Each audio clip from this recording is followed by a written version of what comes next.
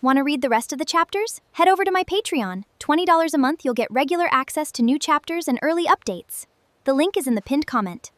Chapter 1, The Beginning 1.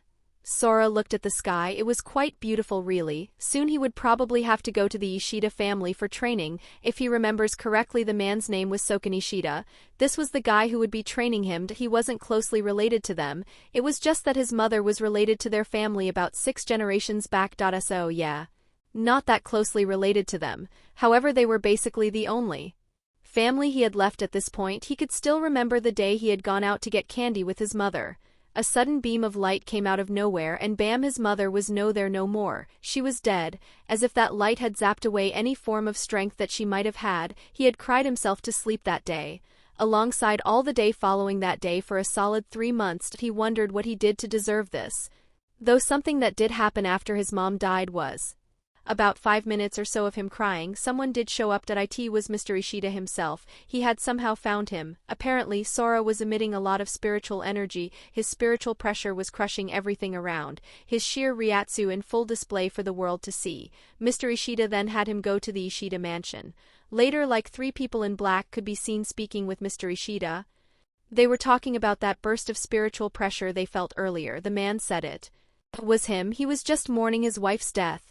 The people in black seemed to believe him, though Sora did wonder why the man lied. Well, it was no bother. He would just continue to mourn his mother's death for another 10 days.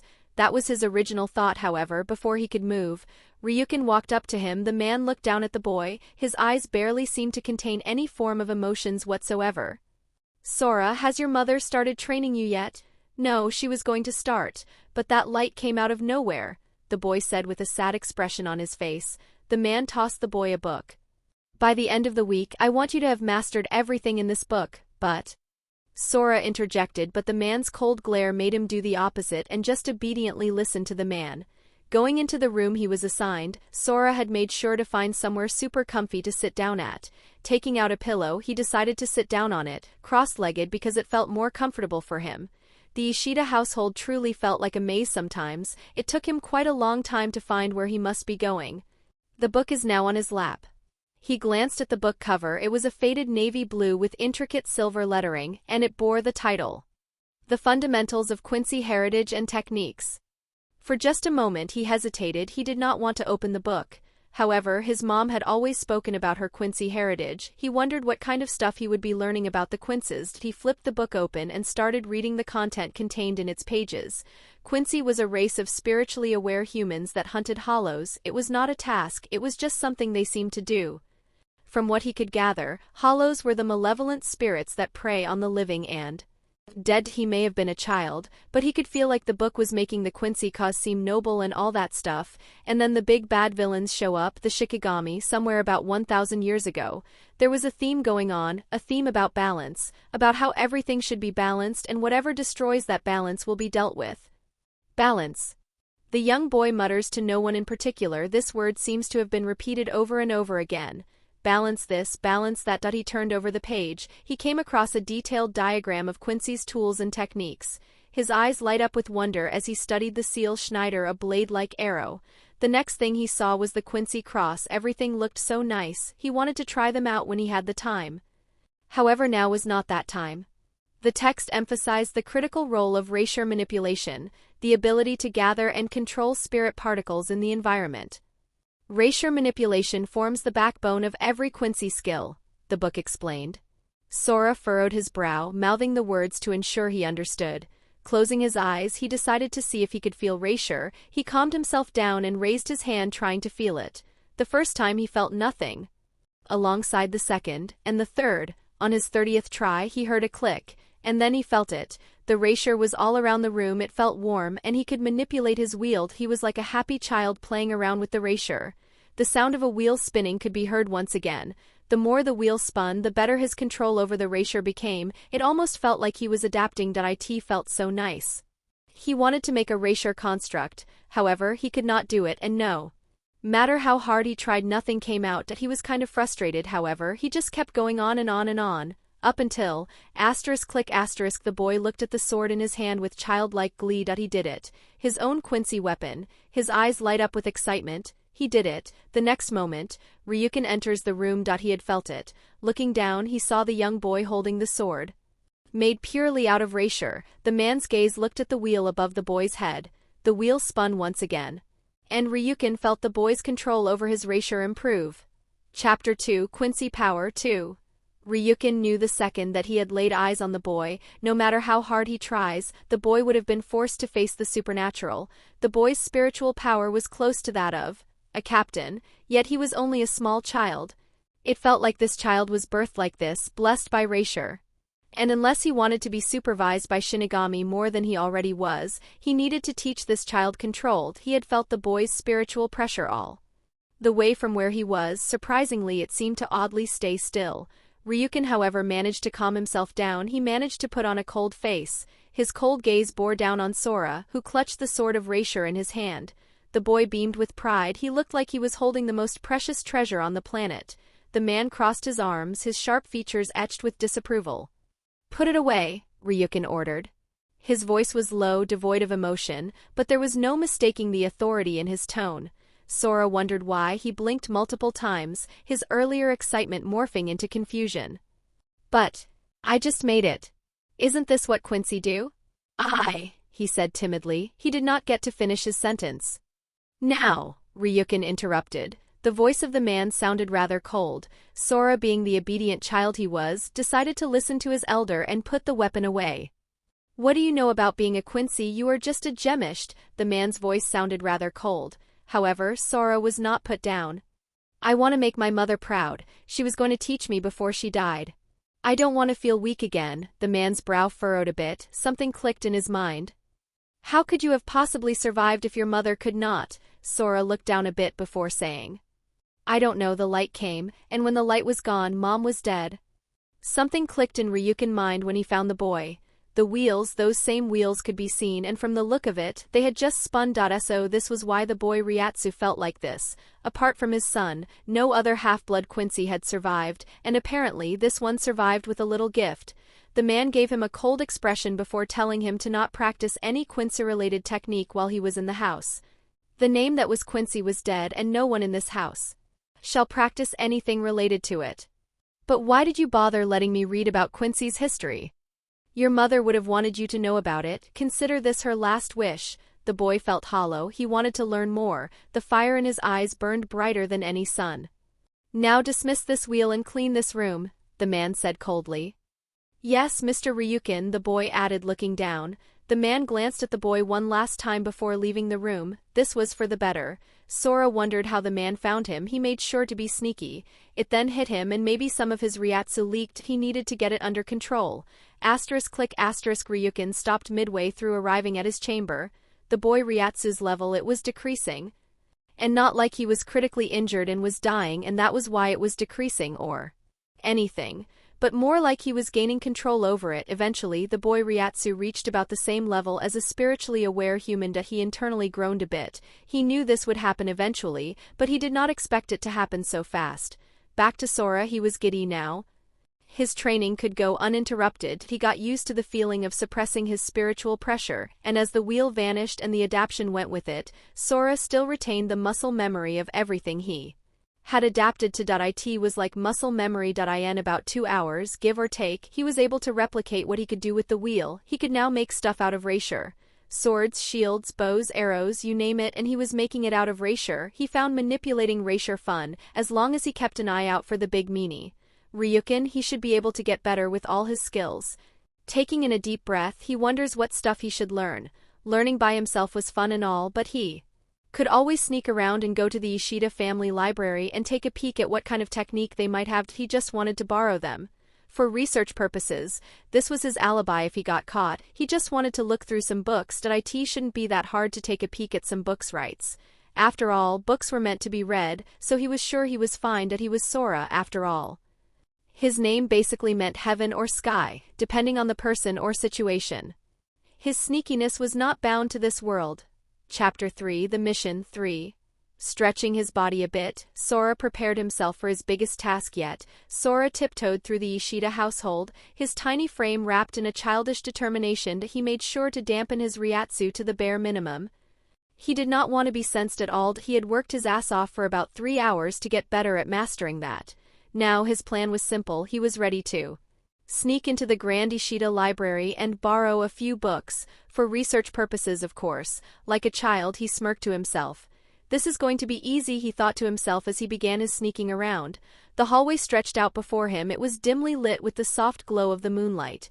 Each step he took was carefully calculated, and each creak of the wooden floor was avoided with the precision of a ninja. He reached the door to the library and gently pushed it open. He was lucky.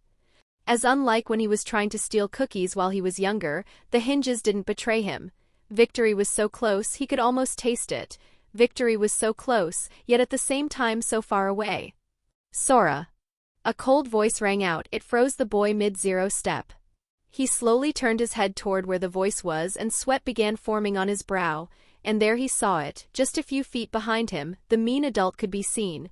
Ryukin could be seen standing there, arms crossed and face as stoic as ever. Wow. I was so quiet. Sora protested. How was he caught? He was super slippery and he was super duper focused. His control over his Ryoryoku couldn't be that bad, right? Ryukin just raised a single brow. Your spiritual pressure is barely there, but you breathe like a warhorse. Stop stomping around like a rhino and maybe I won't hear you. Why was the man so harsh? Sora pouted but trudged back to his room. He would get in next time. He will show this mean adult what he was made out of. Later that night he made his second attempt. This time it was more refined. Sora had wrapped himself in a thick blanket to muffle any sound he might make. His Ryatsu was non-existent, and this time he consciously held his breath every time he moved. If Ryukin was going to catch him again, he would have to work for it. There was no way he would get caught this time. He slithered through the hallway, his blanket camouflaging him as just a lump of shadow. Once again he reached the library door once more, and his heart was pounding with excitement. He was in. Blankets belong in bed, Sora, came the familiar voice from behind him. Sora jumped, his head snapping back. There he saw it. Ryukin was seen leaning casually against the wall, and the man adjusted his glass with an air of boredom. How? Sora exclaimed, his voice cracking. Like really, how? How in the heck did the man notice him? Why so surprised? Who wouldn't notice a white blanket walking around the house? Maybe his super-duper plan was not as super-duper as he may though, and as if to rub salt into his wound, the man looked at him before saying, even without spiritual pressure, your presence is loud. Do you think sneaking involves dragging yourself like a slug? Go back to bed. He then walked past him and into his room. The wheel above the boy's head spun 2 more times. This was war. The man had just declared war and Sora would not back down. Sora created a truly genius plan that any 9-year-old would be proud of. One that he was sure the mean adult could not foil. He would create a decoy out of racial constructs. It would be a small glowing bird, whose only goal was to fly around the house as a distraction. His wheel had to spin about 2 more times before he could do it, but oh well, his control over Raisher had gotten a lot better. He observed the birds outside. He noticed the way the Raisher in the air seemed to move around their body. He analyzed the bird Ryoryoku. The second he was done and his wheel spun 2 times, he closed his eyes. He then closed his hand. He condensed some of the Raisher in the air alongside his own Raisher in order to make out a bird. He felt giddy as the Raisher bird was made.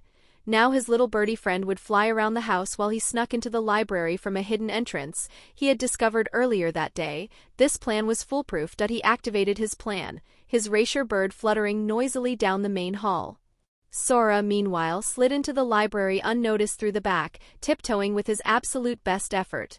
He grinned like an idiot as his fingers brushed the spines of the books. Sora. He froze again. Ryukin was seated in one of the library's chairs, legs crossed and a book in hand as though waiting for him. What? Sora cried, clutching his head. I didn't even use my Ryatsu this time. Ryukin shut his book. His gaze was sharp and almost amused. The man's eyes then landed on the Raisher bird. He thought a bird had entered his house. The Raisher construct the boy had made felt so much like the real thing he was almost fooled. His gaze landed on the wheel on the boy's head. The wheel spun again, and he could barely sense the link between the boy and the Raisher construct. Your Raisher constructs are creative. But you don't think I can sense the difference between a decoy and a child stomping through the house? And again, stop breathing so loudly. Time skipped. It's been a week. Sora was in his 130 attempts. Don't judge him, it wasn't his fault. The man had eyes behind his back. Sora could not sneak past the man. No matter how he tried, the man would sense him. Asterisk click asterisk asterisk click asterisk asterisk click asterisk asterisk click asterisk a/n. Alright, here are the adaptions so far. He can make Racier construct and control those constructs. If he makes a bird, unless you see it, you will think it is a bird. As you know, no ordinary bird would be all blue. Another ability is the ability to see through the eyes of his constructs. Lieutenant level sensing ability, Captain level Ryatsu. Yes, he is busted. How the heck y'all think he survived the Ashvallen, or however that is spelled? Remember when Ryukin found him? He had the wheel. He is also a distant relative of the Ishida, so his natural hair color is black. If you look at the story cover, you can tell that clearly not his current hair color. Remember, when the wheel vanishes, the adaptation is mostly gone. However, he can clearly gain back the strength he had during the adaptation, as it will be saved as muscle memory to him. Unless it's something fundamentally opposed to his Quincy heritage, he will be able to do it. His adaptation is like Mahoraga, but with some slight changes here and there. Had to make his power not fully reassemble that of that Quincy that Uraha fought, death-dealing busted, but so is adapting. Anyway, Sora Ishida is the definition of. I understand it now, that if it's a power in Bleach and you wonder if he can adapt to it. Remember, his adaptation is, he adapts to any and all phenomena. Chapter 4, Cousin Meeting 4. Sora was ready. This was attempt number 131. Don't ask about what happened in attempt number 130. Stuff happened. He did not slip on a banana peel that he crouched low to the ground. His face scrunched up with what seemed to be a lot of determination. He was laser-focused. His wheel wasn't even present. As around attempt number 80, he figured out that the will 9 times out of 10 was the reason he was spotted. You know, even if he is crouching or being sneaky, the wheel will always be floating above his head, which meanwhile he thought he was sneaky, the man would just see a wheel trying to get past him. Truly a horrible experience. Now, without the wheel and somehow retaining about 50% of the thing he had with the wheel, he felt ready. If he trained more, he probably could get to the level where he could once again make Racier animals. They were cute, though his current self, without the adaptation, did not have that kind of control over his little body yet. Step by step, he made his way toward the library door. He carefully avoided every single creaking spot on the floor. His breathing was slow and controlled. He knew this time he wouldn't be caught off guard by the man. Around his 20 attempts or so, he began to be able to roughly sense where the man was. And from that point forward, that vague sense became less vague and over time started to become precise, so he knew for a fact the man was not that close by. This time he was certain Ryukin wouldn't catch him, that he was so deep in concentration that he didn't notice another presence creeping closer. What are you doing?" a curious voice asked from behind him. "Wah!" Sora jumped like a startled cat, yelping as he reflexively kicked off the ground. He clung to the ceiling, wide-eyed, looking down at the young boy who stood there. Yuryu Ishida, all 9 years of him, blinked up at Sora with a puzzled expression. "Why are you on the ceiling?" Sora, realizing that he just overreacted, groaned dramatically and then dropped down. He landed with a soft thud. Yuryu could not help but notice the way the boy manipulated the Racier on the floor in order to slow down his fall. For a second it almost looked like he was floating. Sora dusted himself off. He then shot Yuryu an annoyed look. "What's the big idea sneaking up on me like that? You almost gave me a heart attack." He may have been a child, but his heart was still quite fragile. Yuryu adjusted his glasses, looking quite unimpressed by the boy. "You're standing right out in the open, next to the library door. If you didn't notice me, that's on you." Yuryu added. Well, he was right, but still. Sora opened his mouth to retort it, to do anything, but nothing came out. He closed his mouth again.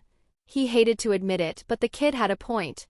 "Tch, whatever," he muttered, crossing his arm. He was acting like a toddler. His 9-year-old self was acting like a big child. Deciding to switch the situation around a bit. "What are you doing here anyway?" "I live here," Yuryu replied flatly, as if it were the most obvious thing in the world. Sora's face twitched in annoyance. "Yeah, well, I'm on a mission." "And you're messing it up." Yuryu tilted his head curiously. "A mission to do what? Break into the library? You know my father is probably in there, right?" The boy said rather calmly. Sora stiffened a bit, his gaze nervously glancing at the door. "No, he's not. I've been watching. He hasn't come in or out for hours." "You're not very observant," Yuryu remarked, his tone annoyingly matter-of-fact. It was like listening to your friend speaking to you in that nerd's voice. It was incredibly annoying. Sora practically glared at him. I will have you know I am super observant. And for your information, I have been practicing for a week to sneak in here without getting caught. I have perfected my skills and analyzed every floorboard. Yuryu raised a brow. Then why have you failed 130 times? Have you ever wanted to strangle a kid? If yes, you and Sora are feeling the same right now. Also, how the heck did he know that? That's because of your dad. He's not normal, okay? It's like he has eyes everywhere. Sora added, stuttering. And how did you know I failed 130 times? He said, looking at the boy. You were muttering something about attempt number 131. You stalking me, creepy. You were not discreet. Sora gritted his teeth but said nothing. Also, if you keep failing to get in, why not just ask him for permission, instead of trying to sneak in? Sora was stunned. He never thought of doing that. It had never even crossed his mind before Yuryu had mentioned it now. Well, you did not even consider it as an option, did you know? Sora felt as if an arrow had been shot in his chest. Goddamn, how was he able to read him so easily? What? Are you crazy? That's not how missions work. Yes, he will try to BS his way out of it. He will not be getting caught lacking like this. Yuryu blinked. You're weird. I'm not weird, you're weird. Sora shot back, jabbing a finger at him. Yes, he decided to resort to violence. If he has to, he will take the boy's glass and run away. Let him chase him then. Before the argument could escalate further, the door to the library creaked open. Both boys froze. Ryukin stepped out, his cold gaze falling on the pair. He didn't say a word, just looked between them with an expression of quiet disapproval. Hey, Mr. Ryukin. Sora stammered, plastering on an unconvincing grin. Just taking a walk. Ryukin's eyebrow twitched. At midnight? By the library? It's for my health. The man sighed, pinching the bridge of his nose. Sora, go to bed. Yuryu, stop indulging him. Yuryu nodded obediently. Yes, father. Sora groaned as Ryukin turned and walked away, muttering something about needing more patience. That he will come back. He will always come back. Chapter 5, School 5. Sora reluctantly walked away. He would be back, and those sweet, sweet books of knowledge would soon be his to master. His gaze lingered on Yuryu just for a moment. He watched as the boy seemed to be a mix of confusion and mild amusement. He wondered why, choosing to make small talk, he engaged the rather annoying kid. Hey, kid, Sora said, pointing a thumb at himself. What's your name anyway? He did it perfectly. He may have been a calm person, but oh well, small talk wasn't his strong point. Plus Yuryu might be his card into learning the Quincy way or something like that. It shouldn't be that hard to trick a kid, right? Yuryu Ishida, the boy replied simply, adjusting his glasses. Yuryu, huh? Sora repeated as if to make sure he had memorized the boy's name by heart. Well, now that he had the boy's name, now time for him to bless the boy with his name. I am Sora. Nice to meet ya, kid. He gave a very playful grin as he looked at the boy. Yuryu frowned slightly. I'm 9. You don't look much older than me. Well, to be fair, Sora was also around that age, park around 9 or 10, he forgot, as up until he had Guy. Ned, that drive to keep on living a week ago, he had been depressed for a while. His mother's death hit him. Hard that he probably wouldn't fully move on from it for a long, long time. Well, his feeling of depression probably would go away soon enough, unless it's revealed that the reason his mom died was due to someone else taking her life in order to gain more power. He doesn't think his feelings would change anytime soon, however. If that did happen, he would hate that person from the bottom of his heart and would not stop until nothing remained of them. Anyway, he should be 10, so he is still technically older than Yuryu, which means... Details, Sora waved dismissively. So, Yuryu, I gotta ask, what's it like being a Quincy? The younger boy blinked at the sudden question. What do you mean? You know, the powers, the history, the training, how does it work? Can you make those cool blue bows yet? Sora's questions tumbled out one after another, his eyes sparkling with genuine curiosity. The boy's face turned slightly pink. He didn't know much. He had only started training under his grandpa about a month ago. I don't know much, he admitted, looking down. I've only just started learning. He basically said the truth, however. Sora needed more. Sora needed a lot more. Come on, Sora pressed, leaning forward. You've got to know something. The way Reishi's been moving around your veins lately, don't think I didn't notice. You've been practicing, right?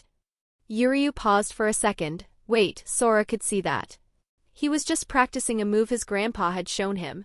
Blood vein was the name. He wasn't a full-blood Quincy, and thus he actually needed to learn it and could not actually do it from the get-go.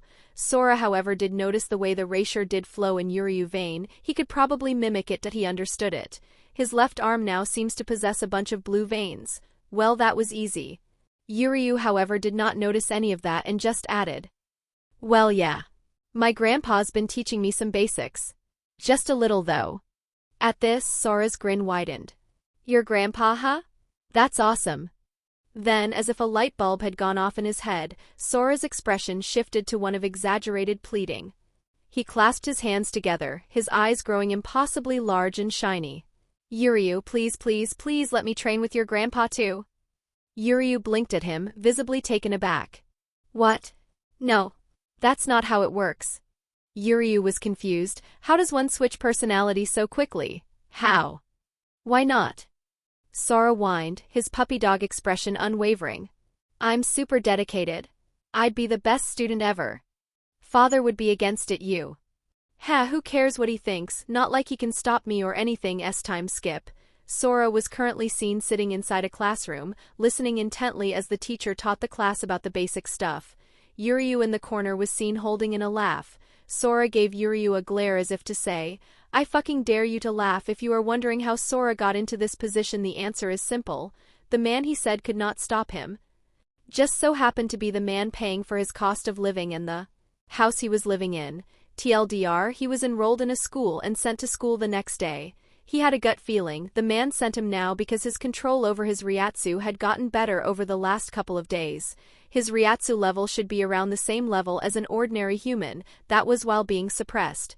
Unsuppressed, he doesn't think there is anyone in this town close to his level. As far as he could tell, he had more spiritual energy than Ryukin. That didn't mean he could beat the man in a fight, that meant he just had more ammunition to use. A good way to compare it would be that he and Ryukin had an AK-47, and while Ryukin had 40 bullets, he had roughly around 80-ish. The fact that he has more bullets doesn't mean he is better, it just means he could use a lot more moves. The bastard. Chapter 6, Meeting a Hollow 6. Sora was not interested in class stuff, however. The second the drawing part came, he wanted to show his artistic genius to the world. That he gazed at his sketch, before looking at Yuryu's drawing, it was starting to become clear to him who had more talent in terms of stuff like that. His drawing looked like absolute ass compared to Yuryu, not like you would hear him admitting that. It wasn't like had poured his heart and soul into the drawing just for this piece of fresh ass to pop up in front of him. Class wasn't that important anyway. Sora muttered dismissively, shoving his hands in his pockets. He did make sure he did toss the drawing in a nearby trash spot or whatever it was called. Currently was experiencing a severe case of brain aneurysm.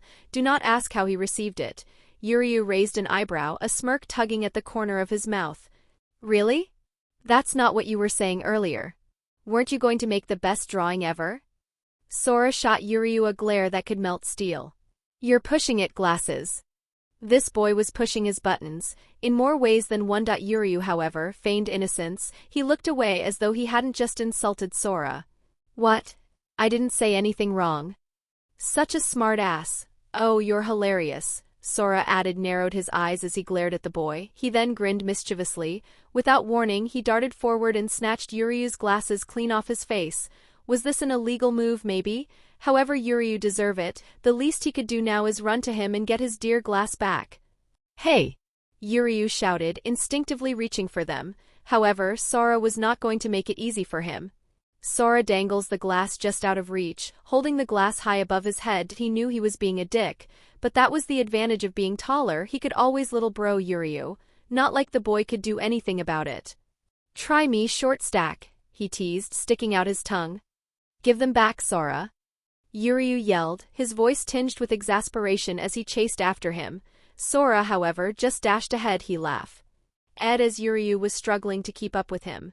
That was to be expected after all. He was the cream of the top, probably the biggest prodigy that the Quincy had produced in all of the time it had existed. He wouldn't be wrong in making that assumption.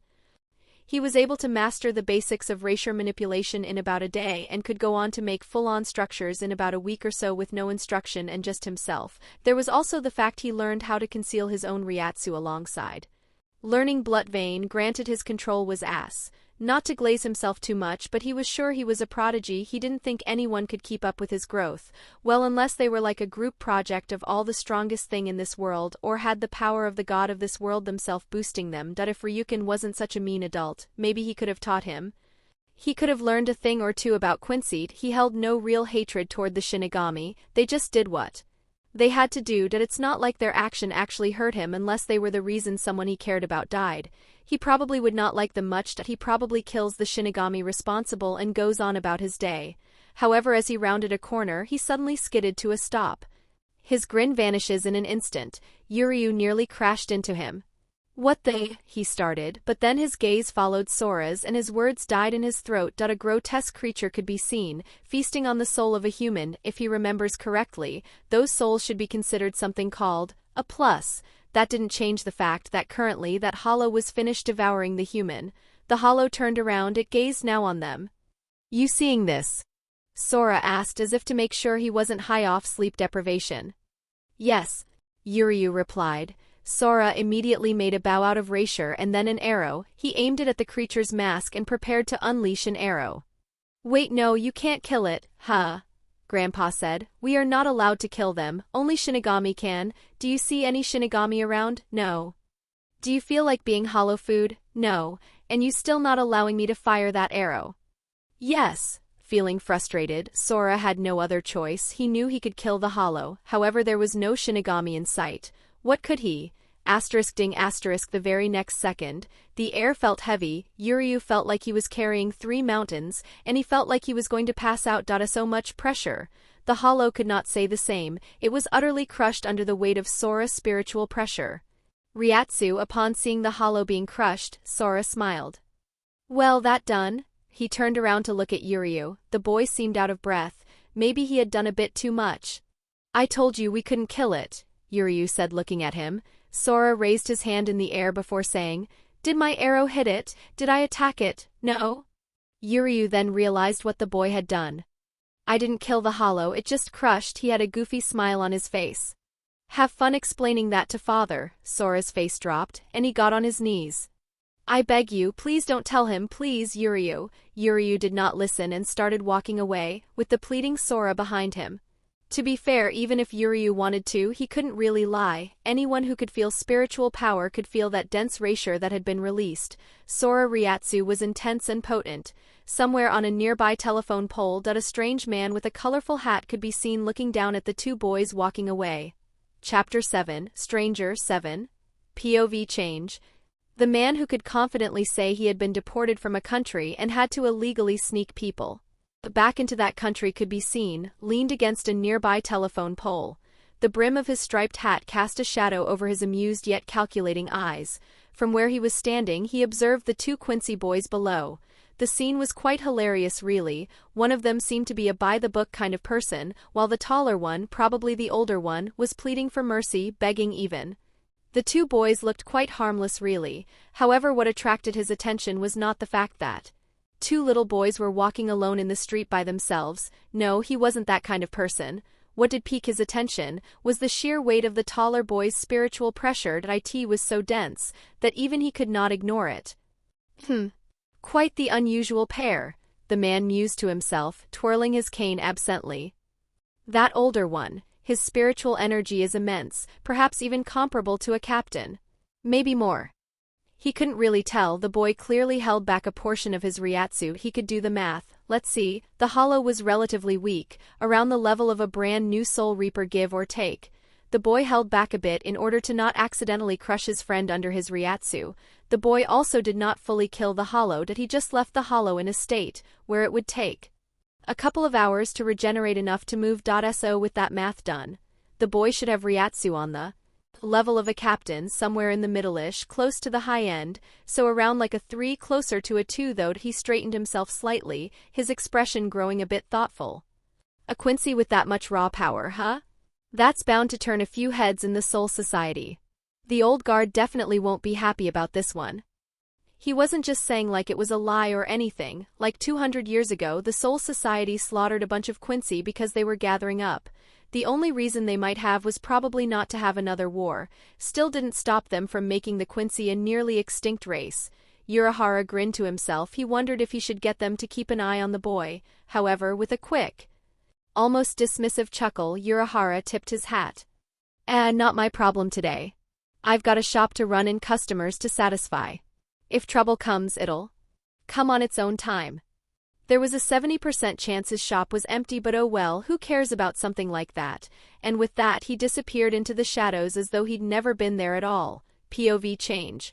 Ryukin could currently be seen working on someone. He was in the middle of surgery, and he deftly guided his surgical tools as he worked on a very delicate operation. His movements were calm and precise. His expression remained unchanging.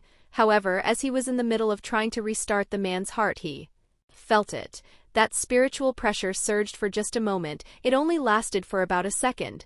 However, it was dense and immensely powerful. It was also unmistakably familiar. He didn't need to guess whose it was. He could practically feel Sora's presence from here. Damn it, Sora, he thought to himself, his jaw tightening slightly. Using the surrounding erasure, he manipulated it to flow into the man's heart. In less than 5 seconds, the man's heartbeat, which had been slow and on the verge of stopping, restarted once again. He usually would not use his Quincy power in his human job, however he needed to do it. Now that he finished up the last stitch and stepped back, he then motioned to his assistant to take over, close up and prep the patient for post-op. The assistants moved without question as Ryukin pulled off his gloves, tossing them into the disposal bin with an unusual force that he stood in silence for a moment, pondering the implications. That boy's Ryatsu is as much a curse as it is a gift. With power like that, he'll attract attention. Unwanted attention. The man adjusted his glasses. The cold gleam of their reflection masked the concern in his eyes. It was just a matter of time before some people noticed it. Ryukin, however, had a gleam to his eyes. Memory loaded his mind, memory of the boy's mother. She was a giddy woman, so full of joy. Her grandmother had branched off the family due to not wanting to stick to tradition, and the boy's mother was basically a walking embodiment of not sticking to tradition. Instead of a bow and arrow, the woman would often use a Western-style gun. He remembered when she had let him hold her baby for a bit. Even as a baby, Sora had potential. When the boy almost fell, what seemed to be a blue vein could be seen all over his body. Masachi and her were great friend. Their personality rubbed off against each other. He did remember the promise he had made to her. He will remember that promise every day he lives. That he at least owed it to her. To guard the baby, even if it meant taking drastic measures. Chapter 8, Scolding 8. Sora was still chasing after Yuryu, however, he was too late. They had already arrived in front of their home. Yuryu, please, don't snitch, pretty please. Yuryu, however, did not say anything. The boy pushed the door open. The sound of the front door creaking could be heard as the door opened up fully. Sora stepped into the dimly lit house. His usual confidence was faltering slightly as he noticed the man, the myth, the legend, and the person he least likely wanted to see, Ryukin Ishida. The man could be seen, still somewhat in his work outfit, with what seemed to be a slightly lit cigar in his hand. Oh, he was so cooked that he was cooked.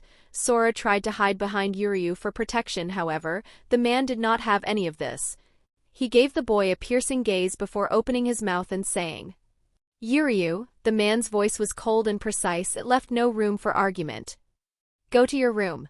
And there went Sora's shield. He didn't like this at all. He was cooked, so fried, since he came here. Not once did he see this man smoke, and yet here he was, a dim-lit cigarette in his hand. You know the feeling of dread you get when you misbehave at school and your teacher calls your parents? That kind of dread. Yuryu hesitated for a moment. He glanced between his father and Sora. The tension in the air was palpable. Yuryu, however, knew better than to question his dad in moments like this.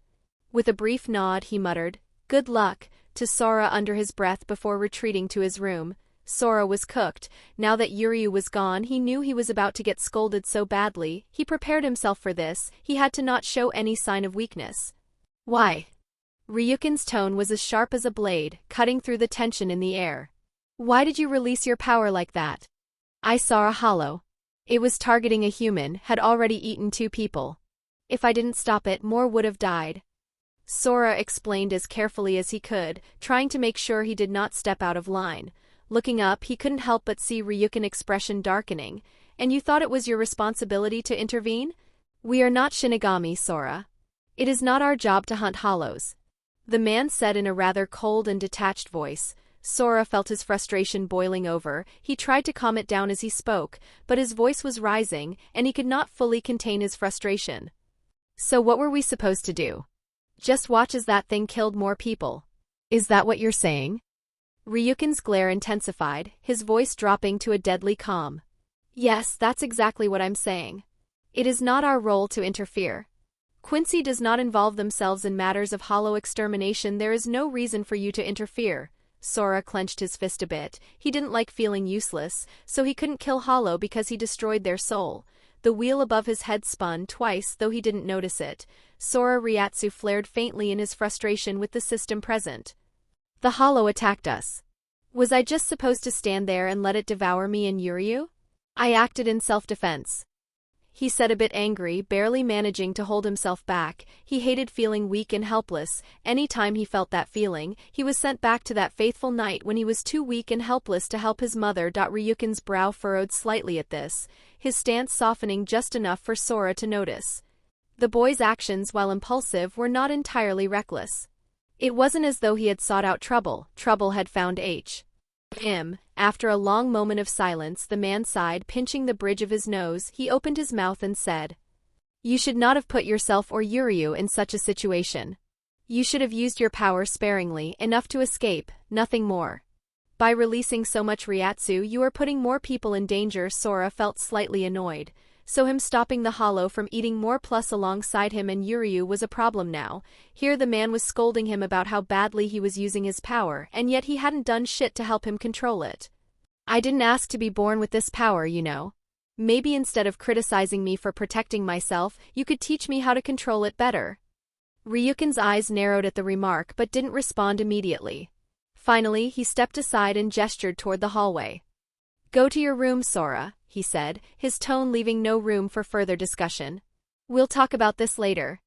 Sora groaned under his breath as he walked away. He was a bit mad, but not mad enough to raise his voice. He was no idiot. The man waited for the boy to leave before pondering a bit. The boy mom had told him to protect him. Ryuken sigh, so much work. Chapter 9, More Scolding 9. Time skip. As Sora lay on his bed, he couldn't help but feel frustrated. He wanted to help, but yet couldn't, just because he so happened, because his way of dealing with hollows would destroy their soul completely. He looked annoyed, gazing at the ceiling of his dimly lit room. The faint glow of moonlight seeped through the blinds of his room. It cast a light shadow on the walls. He wanted to help so badly. His mother would be proud of him if he did. Remembering her face, a tear fell down his cheek. Why did she have to die? Why couldn't it be him? Just thinking about it made his wheel appear once again. The wheel spun and spun over and over again. The slight silver near his heart began to fade, merging into his body slowly yet steadily. Sora no longer wanted to feel hopeless. This isn't fair, he grumbled as he clenched his fist against the sheets. How am I supposed to just stand there and let a hollow kill people? Frustration could be felt dripping down his voice as he combated his own powerlessness. Why couldn't he help? He was born strong, for Christ's sake. From his little stay in the Ishida family household, he could tell that for a Quincy, he was an anomaly. As if he was born differently. His golden eyes turned a deep shade of red. Light sparkles could be seen coming out of his eyes. I can't just watch as people die, he said, still as frustrated as one child could be. He hated this. He hated this so fucking much. His mind replayed the scene over and over again. He remembered the hollow monstrous form, the scream of its victims, and the overwhelming sense of responsibility that had compelled him to act. He felt like he was being punished for helping. This wasn't fair. It wasn't fair. This was so unfair. His Ryatsu flared up once again, though he managed to hold it back barely.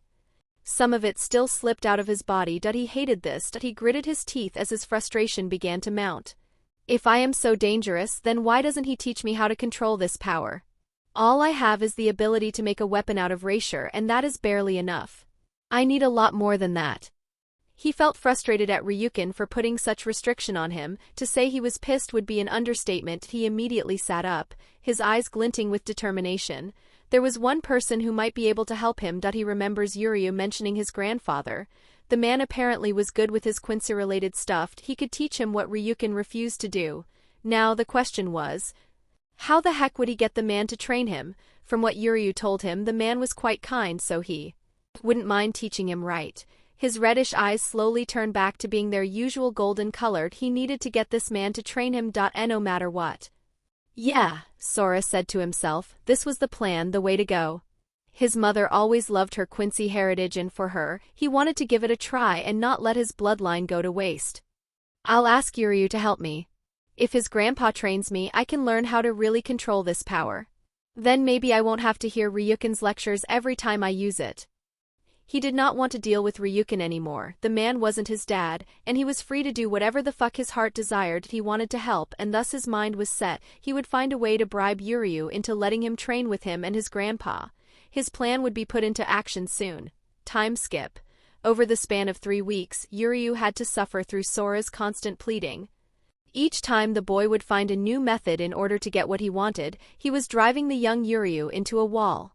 And maybe a bit into insanity. Fine, Yuryu said, pushing his glass back a bit. He couldn't take it anymore. He was going to start losing his hair if this had gone on for longer. Yay, let's go train Yuryu, Sora said with a devilish smile. Yuryu felt a shudder down his spine. This boy was scary, very scary, and he did not want to deal with whatever lay underneath. Though Yuryu couldn't help but notice, he couldn't really sense Sora Ryatsu. That was weird. He swore for a couple of days he could faintly sense it, but now he felt like he could not sense the boy at all. Little did Yuryu know that Sora's Ryatsu was so immense that he couldn't perceive it. It was like being in the middle of an ocean. Yuryu could neither see the surface above nor the depths below. Sora Ishida truly was an anomaly. Speaking of which, POV change, somewhere in a city that seemed to be surrounded by ice, a city that was hidden in the shadow. A man could be seen sitting on a throne. He felt something odd, something pretty odd. Chapter 10, Soken Ishida 10. After persistently asking his cousin for who knows how long, he finally met Mr. Ishida, the patriarch of the Ishida family, someone Ryu. Ken couldn't quite figure out. At least he hoped so. Anyway, the man who was going to rescue him from the mean adult was there. Yes, truly glorious. He would finally be free, and thus he made it his mission to glaze the old man in his mind. Don't judge him. He will finally be free of the mean adult. A fair trade off. In the Ishida family training area, which seemed to be a large forest. The light scent of tea and parchment lingered in the air. Sora stood awkwardly before Soken Ishida, an elderly man, whose calm demeanor and kind eyes gave him an immediate sense of warmth. The old man, dressed in traditional Quincy robes, seemed to radiate an aura of wisdom. Soken studied the boy. He seemed to be faintly familiar with the boy. The man's brow did furrow a bit, and the boy Ryatsu was abnormally large. However, he would not comment on it. So you're Kid's son, aren't you? His voice was gentle, but his words struck like a thunderclap. And just with that sentence, the man managed to hit one of Sora's weakest spots. Weakest sentence. His mother. The mere mention of his mother's name caused the boy's golden eyes to widen a bit as a tear slid down his cheek. Just the mention of her name sent a wave of emotion crashing through him. I am, he managed to let out, his voice trembling, heavily. The vision of how that blue light came out of nowhere played in his mind over and over again. The way his mother was absorbed by that light, the way that when the light vanished she was dead, she was a shell of her former self, her soul had been snuffed out of her body by that damned light. Soken's kind expression softened even further as he realized that the boy must have watched his mom be hit by the Ashvallen. This must have been horrifying for the child. The man clasped his hands together in his lap. Forgive me for bringing up a painful memory. Kid was a remarkable woman. I regret not being able to protect her better. Sora quickly wiped his face with the back of his hand and forced on a smile. It okay, he said, acting brave. Even if his voice was giving him away, she was proud of being a Quincy. I want to make her proud too. Yup, his mother was his main reason. He wanted to be a strong Quincy just like her, and make her proud of him. Soken nodded, understanding in his eyes. That is a noble sentiment, Sora. Now tell me, what do you know about the Quincy? Sora thought on his answer for a while. He wanted to give a clear answer on his opinion of the Quincy. I read all the books I could find at the Ishida house, he began. I know that the Quincy are humans with spiritual powers, and we were created to destroy hollows. But unlike the Shinigami, when we kill hollows, we completely erase their souls. That's why there's conflict between us and the Soul Society. This division between opinions caused a big war 1,000 years ago, and around 200 years ago, the Shinigami did a mass genocide of most Quincy that were left.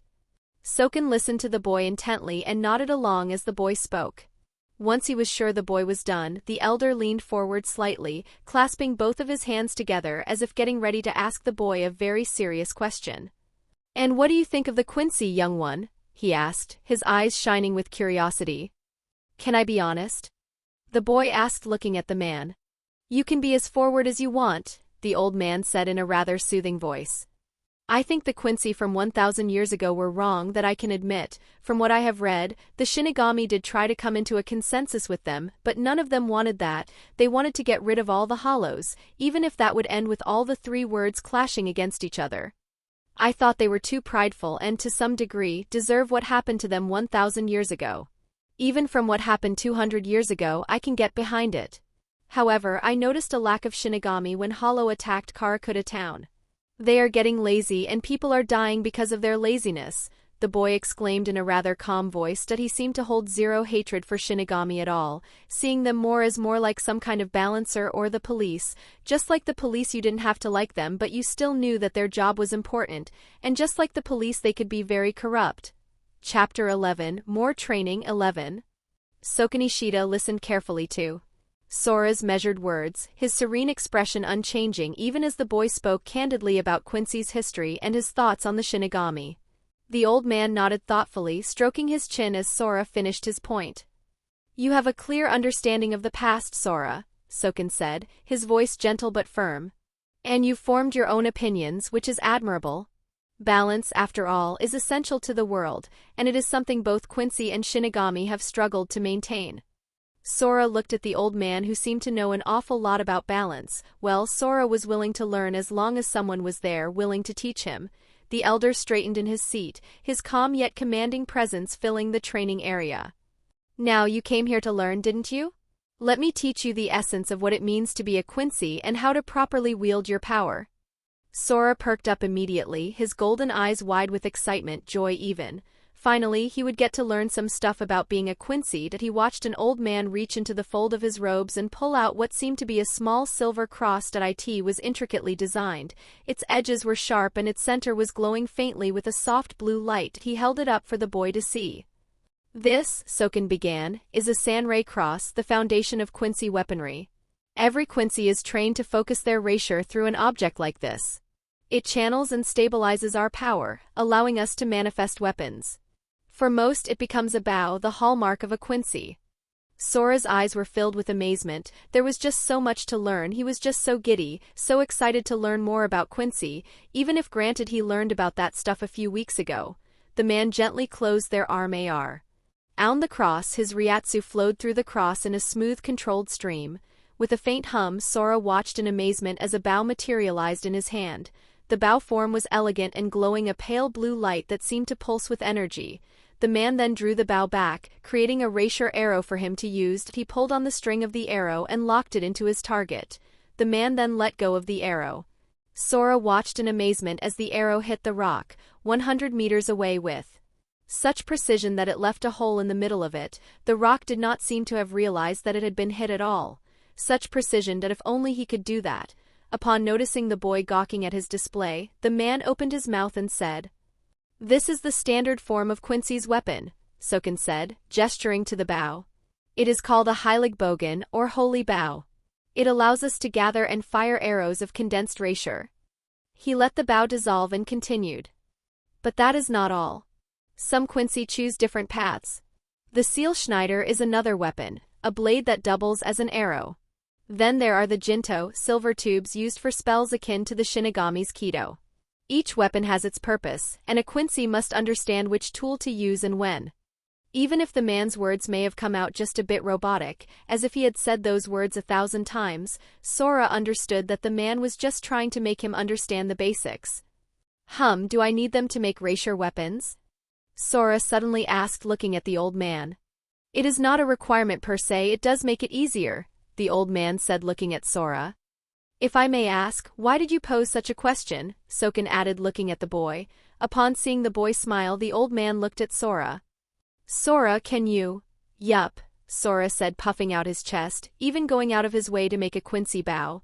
Yup, praise him as he was a genius. However, his proud self vanished when he realized he wasn't getting the glazing needed to achieve such a feat. Soken gazed at the boy. It seemed like this boy had a lot more potential than he thought.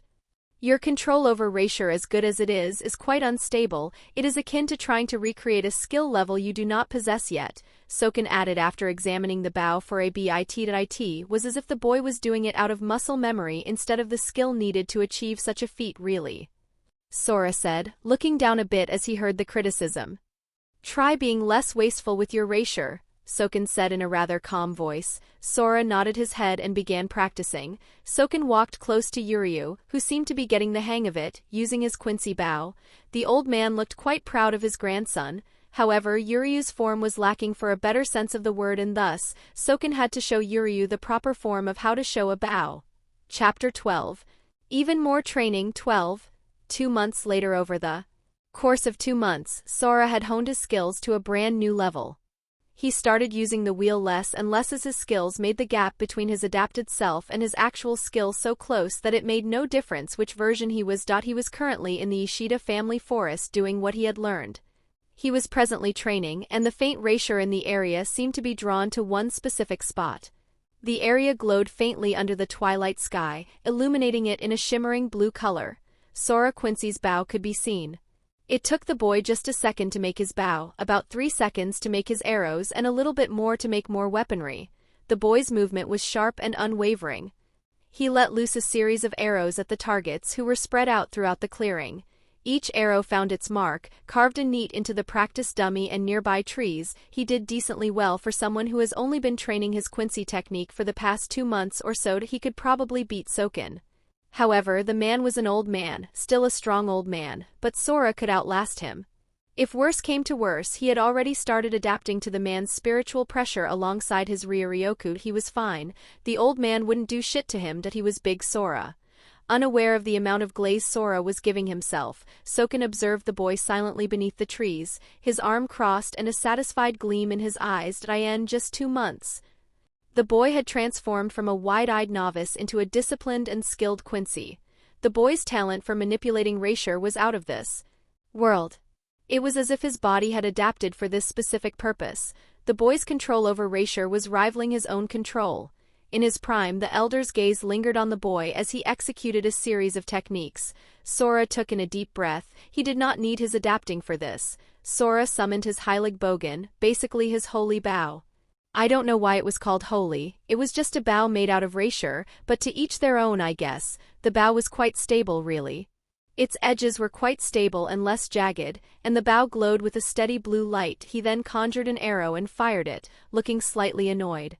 Using a bow felt weird to him. He couldn't explain, but something about using a bow did not fit well with him. He then pulled out his Seelschneider. The blade spun through the air and embedded itself into the heart of another target. Yes, he had thrown the blade. What about it? Sora paused for a bit, his breathing quite steady, before withdrawing a small silver from his pouch. Sprenger. As those words left his mouth, he poured Raisher into the Jinto. He cast it onto the ground before activating the silver tube energy. Though he refrained from unleashing its destructive power entirely, only about 10% of his Raisher was used for it, give or take. He felt bad for the rock caught in the middle of his preparation. Yeah, the rock no longer existed after the attack had finished. It was reduced to nothing more than ash. Yes, praise him. He alone stood at the top of the food chain of a 9-year-old. He alone was the predator. Soken stepped forward, his quiet footsteps drew Sora's attention from glazing himself too much. That was excellent, the old man said, his voice warm but reserved. Your precision and control have improved significantly, Sora. Your use of the Jinto is awe-inspiring. Most Quincy your age struggle with the complexity of such techniques. Sora had an expression on his face that seemed to say, yes, glaze me more. However, he just smiled and acted quite humble. He was the most humble person on this planet. Soken, however, would not let arrogance be his prodigy's downfall. Your arrows, as refined as they are, still use too much Raisher for the simple task you wish for them to accomplish. Remember, it's not about how much you use, it's how efficiently you use it, the man said in a voice filled with wisdom. Sora nodded earnestly. I'll keep working on that. The old man smiled at the boy. In just 2 months, the boy had about outmatched the progress Yuryu had made in 3 years. If Yuryu were considered a genius, then Sora would be considered a genius even among geniuses, a monster, one might even say. His room for growth seems infinite and probably infinite if the boy already possesses a shrift. His original plan had been to get Yuryu to deal with the leech of the Quincy by using the Sanray glove. However, this plan could change considering that Sora seems to have a piece of him, and because of that, he won't be able to see the boy future, the perfect counter. Chapter 13, The Peking Tom. 13. Time skip. Their training has gone on for a couple more months, and soon enough, Sora went months and would be on for a couple more months. Soon enough, Sora would be turning 10 years old. This training with Soken had lasted roughly 8 months, and he would be turning 10 years old. This training with Soken had lasted roughly around 8-ish months or so. His control over Racier had gotten a lot better, really good in fact. It had gotten to a point where he could even control the Racier from Yuryu's bow. He could forcefully push the Racier away from Yuryu as he tried to form his bow. That was fun. The way to his success was simple. He first used his wheel, adapted to Racier for like a solid hour, then turned off the wheel and worked off muscle memory. He repeated that process over and over again. He was not weak by no means. He could now help his grandpa kill more hollows, though he kind of hated being watched. Currently though, Sora and Yuryu could be seen licking their ice cream. He seemed quite content with the quiet serenity of this moment. Yuryu, like the basic guy he was, chose a simple vanilla cone, while Sora, once again very basic, but with some flavor, chose chocolate chip ice cream. He savored every bite as if it was the most important thing in the world to him. Meanwhile, behind them, Soken, watching this scene, had a satisfied smile on his face. Both of his hands were tucked into the sleeves of his robe. The old man observed his 2 grandsons with a soft expression. "Look, a stalker." As Yuryu turned around to look, Sora took a bit out of Yuryu's ice cream. "You thief," the young boy said, lightly angry. "Shouldn't have fallen for such an obvious trap, smart ass." Sora stuck out his tongue at Yuryu as if teasing the boy, who just looked annoyed. "You are an annoyance." Yuryu pushed in his glasses. This time his ice cream was closer to him than ever. "You just soar 'cause I am better than you." Sora was quite proud, puffing out his chest. "Don't worry, big bro will protect you." His voice sounded quite brotherly voice. "As if someone of your intelligence could be my brother," Yuryu shot back. "Well, in breeding those lead to some fascinating stuff, you." Yuryu did not finish his sentence. Did Sora realize he just called himself? Well, that further justifies Yuryu's view of him as special with power and mental. "Plus I am taller, so whatever I say the rule," Sora proclaimed, looking at his cousin. "That is not how it works." Sora's attention was taken away from Yuryu as his gaze landed on something within his range. His yellow eyes glowed a bit as he made eye contact with a man wearing. The man was wearing a black shahakusho. Sora could see the man Zanpakuto to the side. There was no denying it. This man was a Shinigami. He started to feel for the man Ryuryoku and then for the man Rietsu. He wanted to see the level at which the man was at, nothing more. Over the past 2 months he had gotten used to Shinigami surveilling them. It was frankly getting tedious. Like, come on, could they at least make it less obvious? Though little did he know they were being discreet. His senses were so heightened that he could feel the slightest change in Racier in the air.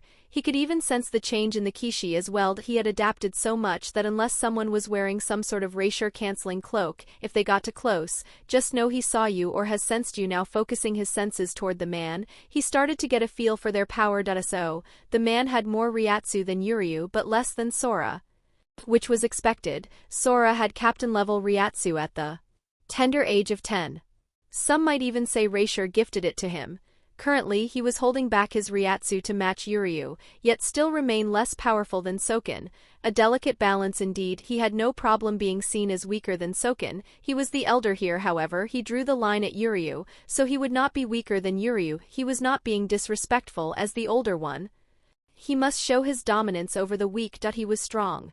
Though if he, as in Sora himself, were to guess how strong the Shinigami was, probably say something like 3rd or 4th seat. Anything more would be glazing. Could be less though. He had not met many strong Shinigami. Most of the one he has met were pretty weak, like Yuryu. For some reason Yuryu felt like he was being disrespected by someone.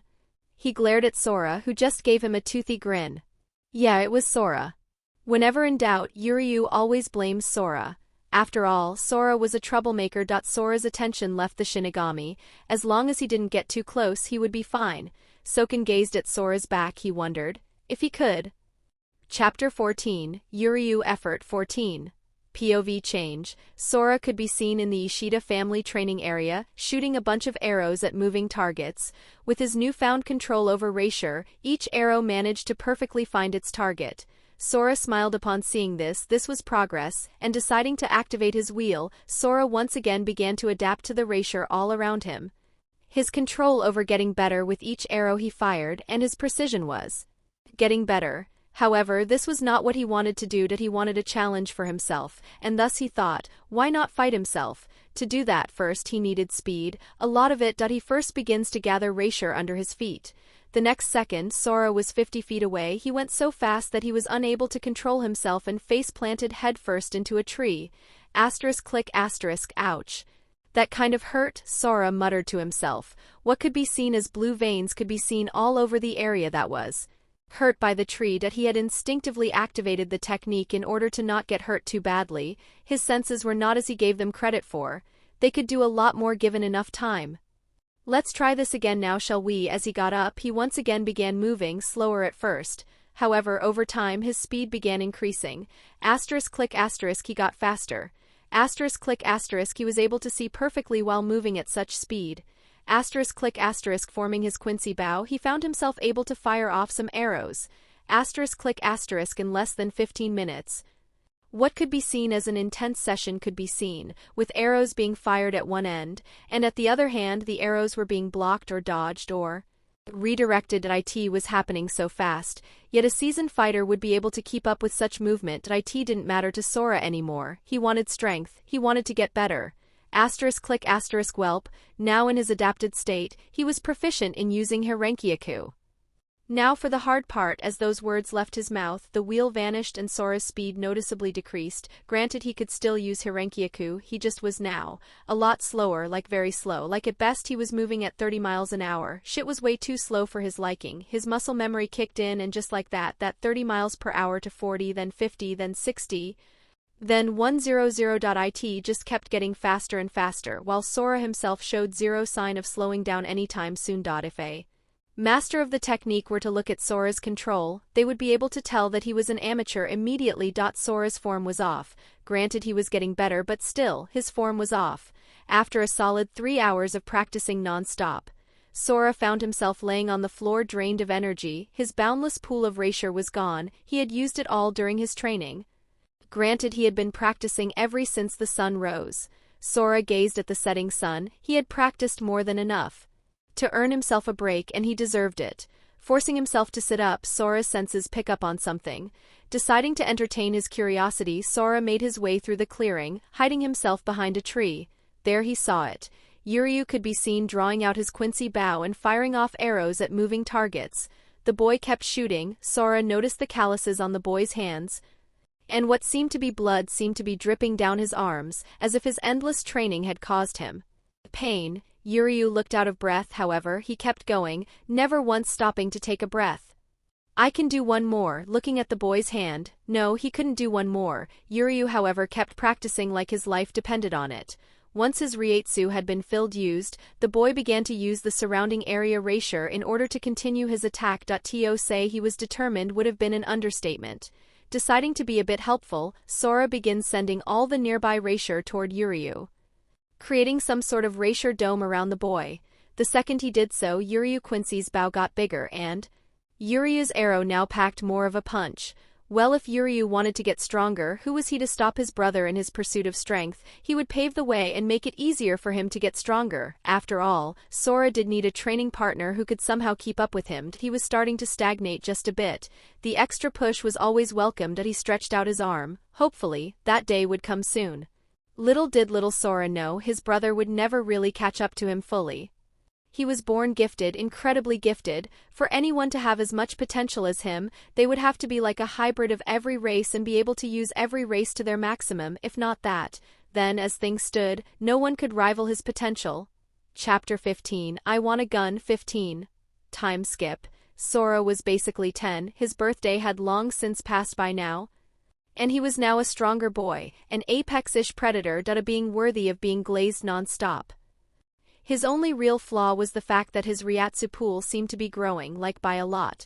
Probably has something to do with him converting the erasure of the outside world into his own Ryoryoku. His Raikaku, also known as his ability to pick up on Ryatsu, has gotten way better than it was before. He had like 5 Jinto on his belt. They were filled to the brim with erasure. He had made sure that this was the case. So in case he ran out of erasure, he had about 5 Yuryu worth of erasure to use. Yuryu, who was in the middle of training, felt like he was being disrespected by someone that it had to be Sora. He would teach him a lesson someday. For now he was a bit too weak to think of revenge. Time skip. As the moon could be seen high on the horizon, Sora lay on the floor, drained of energy. He still had his 5 Jinto, but he himself was fully drained. He forced himself to get up and approached Soken. The older man could be seen standing by the edge of the clearing, his hand clasped behind his back as if he were observing the now distant target that Sora had utterly destroyed. Sora decided to go for it. Better late than never.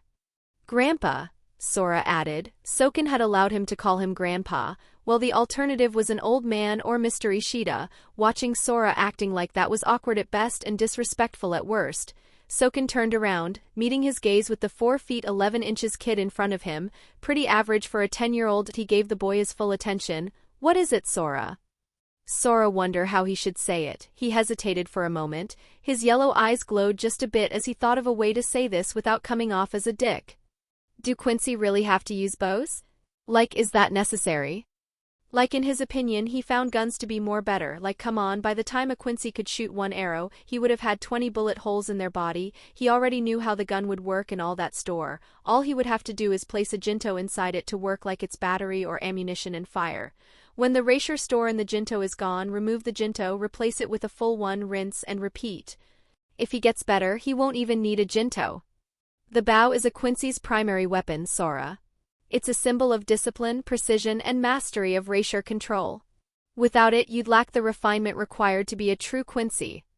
That sounded like BS. Sora was graceful enough with his bow. He would consider picking up a bow again when Yuryu gets close to his level. Sora ducked as a erasure arrow almost hit his arm. Turning around, he saw that Yuryu had fired off that arrow. Could his cousin Perharp read his mind? Sorry, I was aiming for those birds over there, Yuryu said, pushing in his glass. Sora glanced at the bird in question and they were very far away from Sora. Yuryu was ass at giving excuses. Well, at least your excuse skills is the same as your aim. Soken could be seen standing in between the 2 boys, stopping Yuryu from unloading a bunch of arrows at Sora. Sora just teased the boy. That wasn't this fun anyway. He had better stuff to do now, instead of worrying about his cousin's bruised ego. Ah, come on, Yuryu could use the bow, so I was taking. What about if I use a gun? I would still be retaining the long-range fighter vibe. He had a pleading look on his face as he said those words. He felt like he had said the worst thing ever to this traditional man, as the silence that followed was deafening.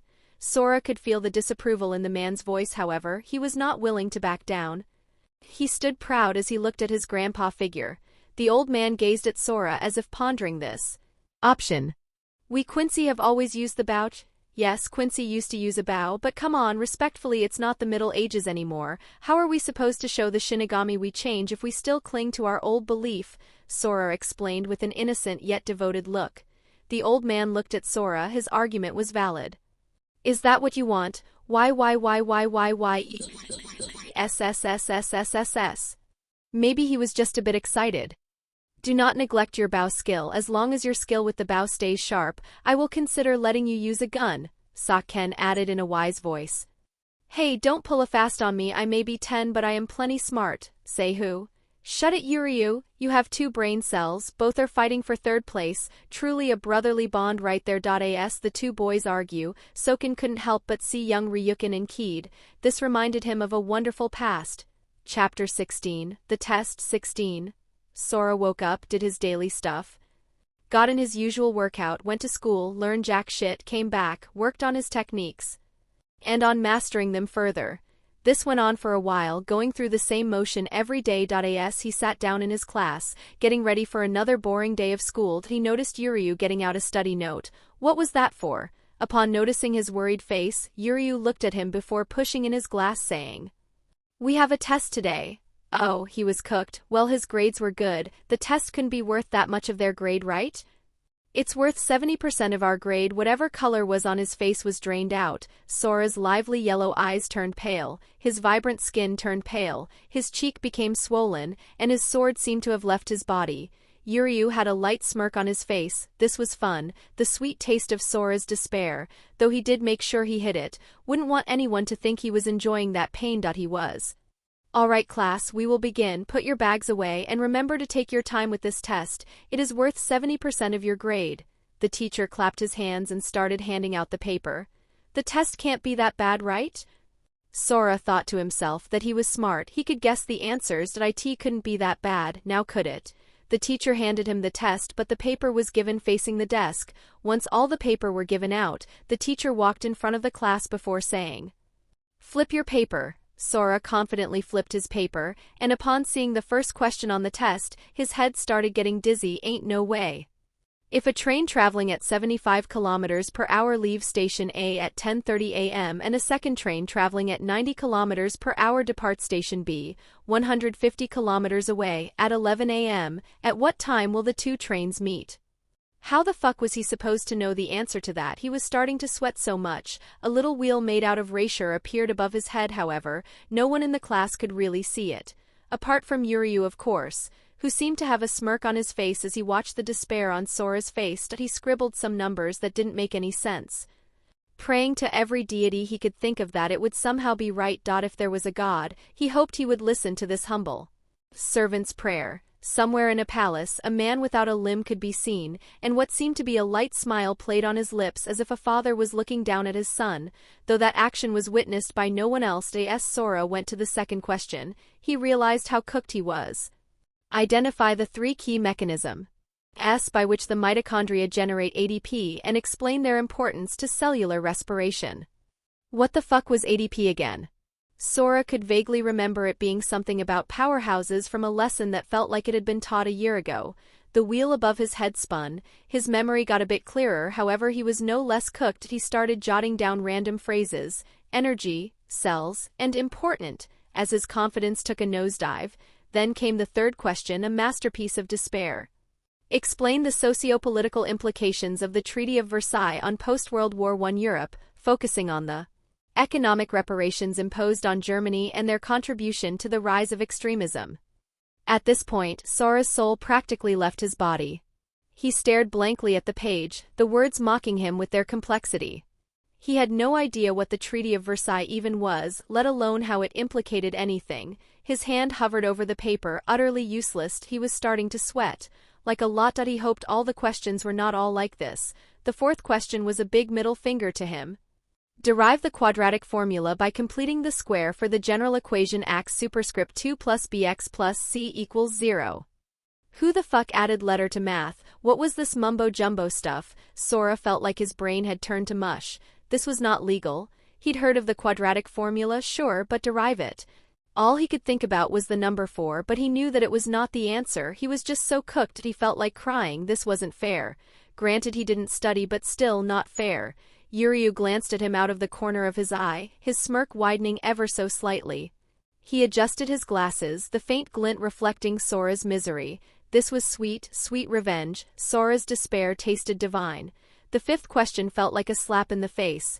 Analyze the symbolic meaning of the green light in The Great Gatsby, discussing its connection to the themes of the American dream and unattainable desire. Sora had no idea who Gatsby was, let alone why he cared about a green light.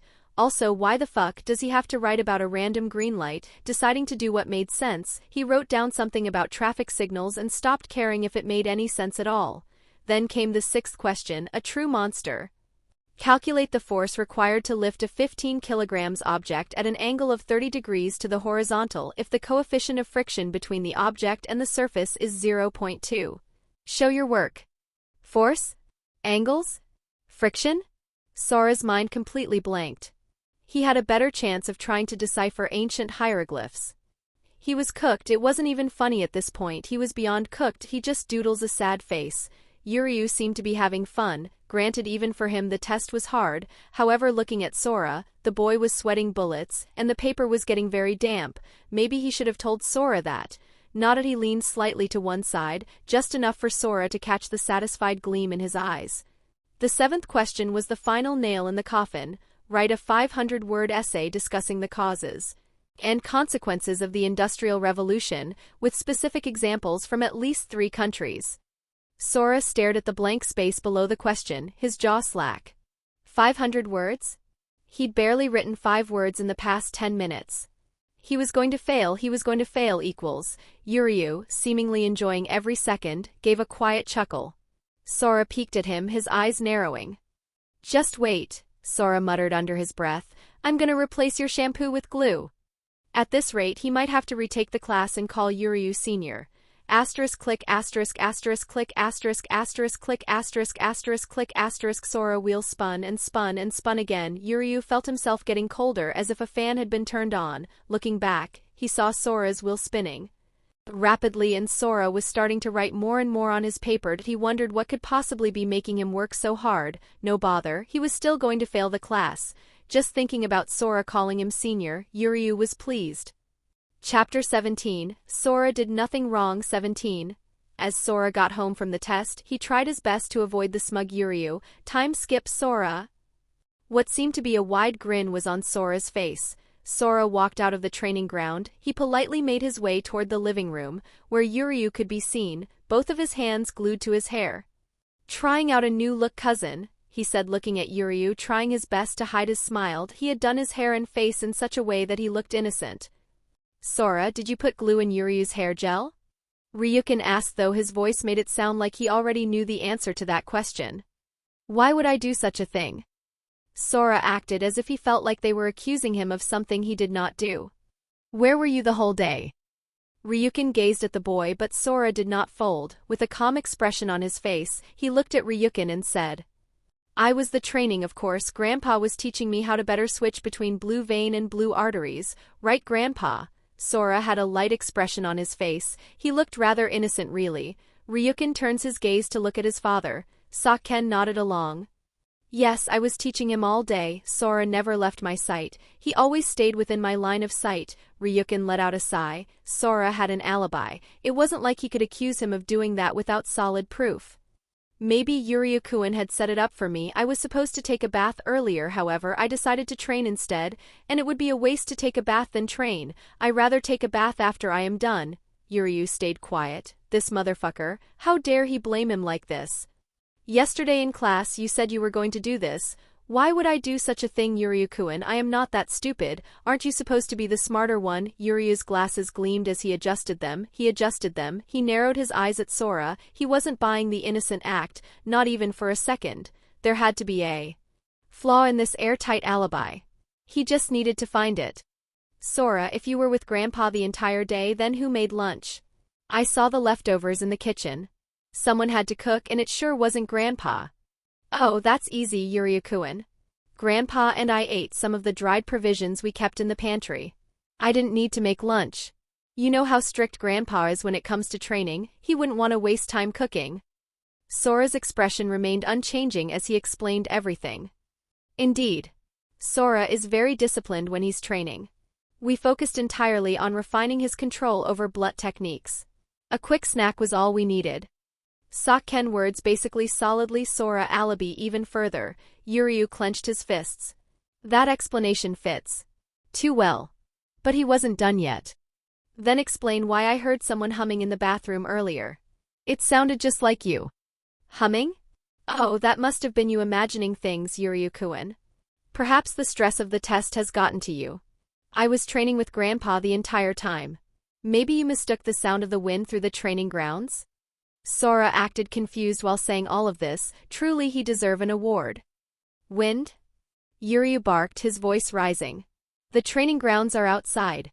Exactly, Yuryu-kun, Sora replied with an air of innocence that would have convinced a jury. I think your frustration might be clouding your judgment. I truly feel bad that you're accusing me of something so heinous. Yuryu's jaw tightened as he looked to his father for backup, but Ryukin only sighed, pinching the bridge of his nose. Yuryu, enough. But enough. Ryukin's voice was firmer this time. You don't have proof, and your cousin has given a clear and reasonable account of his day. If you're going to make accusations, you need evidence, not assumptions. Apologize to Sora. Yuryu's mouth opened and closed like a fish gasping for air. He turned to Sakken, hoping for some reprieve, but the old man did not help that he gave up eventually realizing he had no proof against Sora's schemes. He was sure Sora was the one who did it. I'm sorry, Sora. He did not really feel sorry at all, he was sure Sora had done it. Sora clasped his hands together, his face lighting up in a show of benevolence. Oh, Yuryu-kun, you don't need to apologize. I know how stressful tests can be. It's okay to feel frustrated. I forgive you. As Yuryu raised his head he saw it, Sora's expression looked quite deceitful, from that look alone he knew that Sora was lying, he was somehow the one who had done it. However, he had no proof. Chapter 18, Teach Me Your Ways 18. For those wondering, yes, Sora did it, the way he did was quite simple really. First step, all he had to do was take some of the erasure that Yuryu stored near himself in case he needed to use it for something. The reason why he needed the erasure that Yuryu stored was simple, he didn't want any evidence of his Ryatsu anywhere near the crime scene, so after taking that erasure like a good Quincy, he made a erasure construct, something basic really. Something that helped him put the glue in the shampoos, genius really. The second the deed was done, he let the erasure scatter everywhere cause why not? With the erasure now basically at multiple places at once and probably all over Karakura town at this point, he was free, and he did all that while training with Sakken the whole time. Geez, being able to form erasure constructs was a plus, and even if he did slip up and make a construct there, he could just chuck it up to his training. A perfect plan indeed. Well, enough of him being devious, he hoped that he didn't fail, as he was in no mood to repeat a class, especially after pranking Yuryu that hard. Though he has to get his acting right, it felt off. Acting like that didn't fit his outgoing style, but Yuryu deserved it. How dare he not tell him a test was coming, he the great Sora, the strongest Quincy, debatably, you know what, just the strongest 10-year-old in this town, probably in the world, he alone stood at the top of all the kids. Speaking of which, he could switch between blue vein and blue arteries, takes like 3 seconds to switch, but it is better than the 10 seconds he started with. With adaptation he can probably switch between them every 0.001 seconds, like 1/100th of a second probably could. Get it up to 1/1000th of a second with another spin, but that wasn't on his mind right now. That he opened his mouth and yawned a bit. With blue vein, he could take a fully charged arrow from Sakken and take no damage, and with blue arteries, all his attacks were boosted to no end, something around like 10x to 15x times more. Though it really depends on how much erasure poured into it. Looking at his hand, he felt like he could just continue getting stronger and stronger without stopping at all. The sky was the limit. With that power he would make sure no one he loved got hurt. That he wondered if he could make an area of effect shield, like pushing blue vein out of his body somehow and use it like a Reishi constructed shield. He will figure it out soon. He practically mastered all the Quincy stuff, all there was left was the forbidden stuff and well, you know, let's still or whatever it is called. Though training was beginning to feel way too easy, erasure was coming to his way too fast and he could feel like this would make him slack off, and thus he went to Ryukin with his trouble. Upon noticing the boy, Ryukin raised an eyebrow. Sora looked at the man before saying, "Mean adult, sir, can I ask you for a favor?" Ryukin brow furrowed a bit, at first at his name being called mean adult. However, he gazed at the boy before saying, "What do you want?" So, I wanted to help make some food for Yuryu, but I don't know what he liked. Do you know his favorite food? Homemade mackerel miso stew, the man replied sternly as if he had memorized by heart. Can you teach me? Sora looked like an adorable child. Far from the truly devious child he actually was, he was quite adaptable. The man's expression remained quite cold, however. He went toward the kitchen and Sora followed after him. Sora was going to see a master at work. Ryukin stood in the kitchen, his hair waving with the wind, his sleeves rolled up to his elbows. He was going to show this young man what he truly was capable of. Sora could already smell the simmering miso filling the air. The wheel above his head spun as he watched the man go to work. He could smell mackerel, he could feel it cook gently in the pot. Ryukin moved with practiced ease, his large hands deftly slicing ginger into thin, even match sticks. The rhythmic sound of the blade against the cutting board punctuated the quiet hum of the stove. He watched as the man added ginger to the pot, he watched as the man controlled the heat, and he could smell the earthy fragrance that complemented the savory broth. Oh yeah, this smelled nice. Click using a wooden spoon, the man begins to stir the stew carefully, ensuring the miso paste dissolves completely, giving the broth its creamy texture. Well, this was like watching a master at work. He liked that. The mackerel pieces floated in the golden liquid, their silvery skin gleaming faintly as the stew thickened. Ryukin paused for just one moment. He first tasted the broth to make sure it was up to his standard. Though he used a different spoon for the tasting, that was good to know that he seemed to like it. He took a bottle of mirin before pouring a precise splash into the pot in order to balance the flavors with a hint of sweetness. He watched as the man added vegetables like daikon radish, scallions, and a handful of shiitake mushrooms into the mix. Almost felt like the man was born with those skills. When it was done, the man added some finely cut scallions into the mix. Sora got on his knees before bowing down to the man.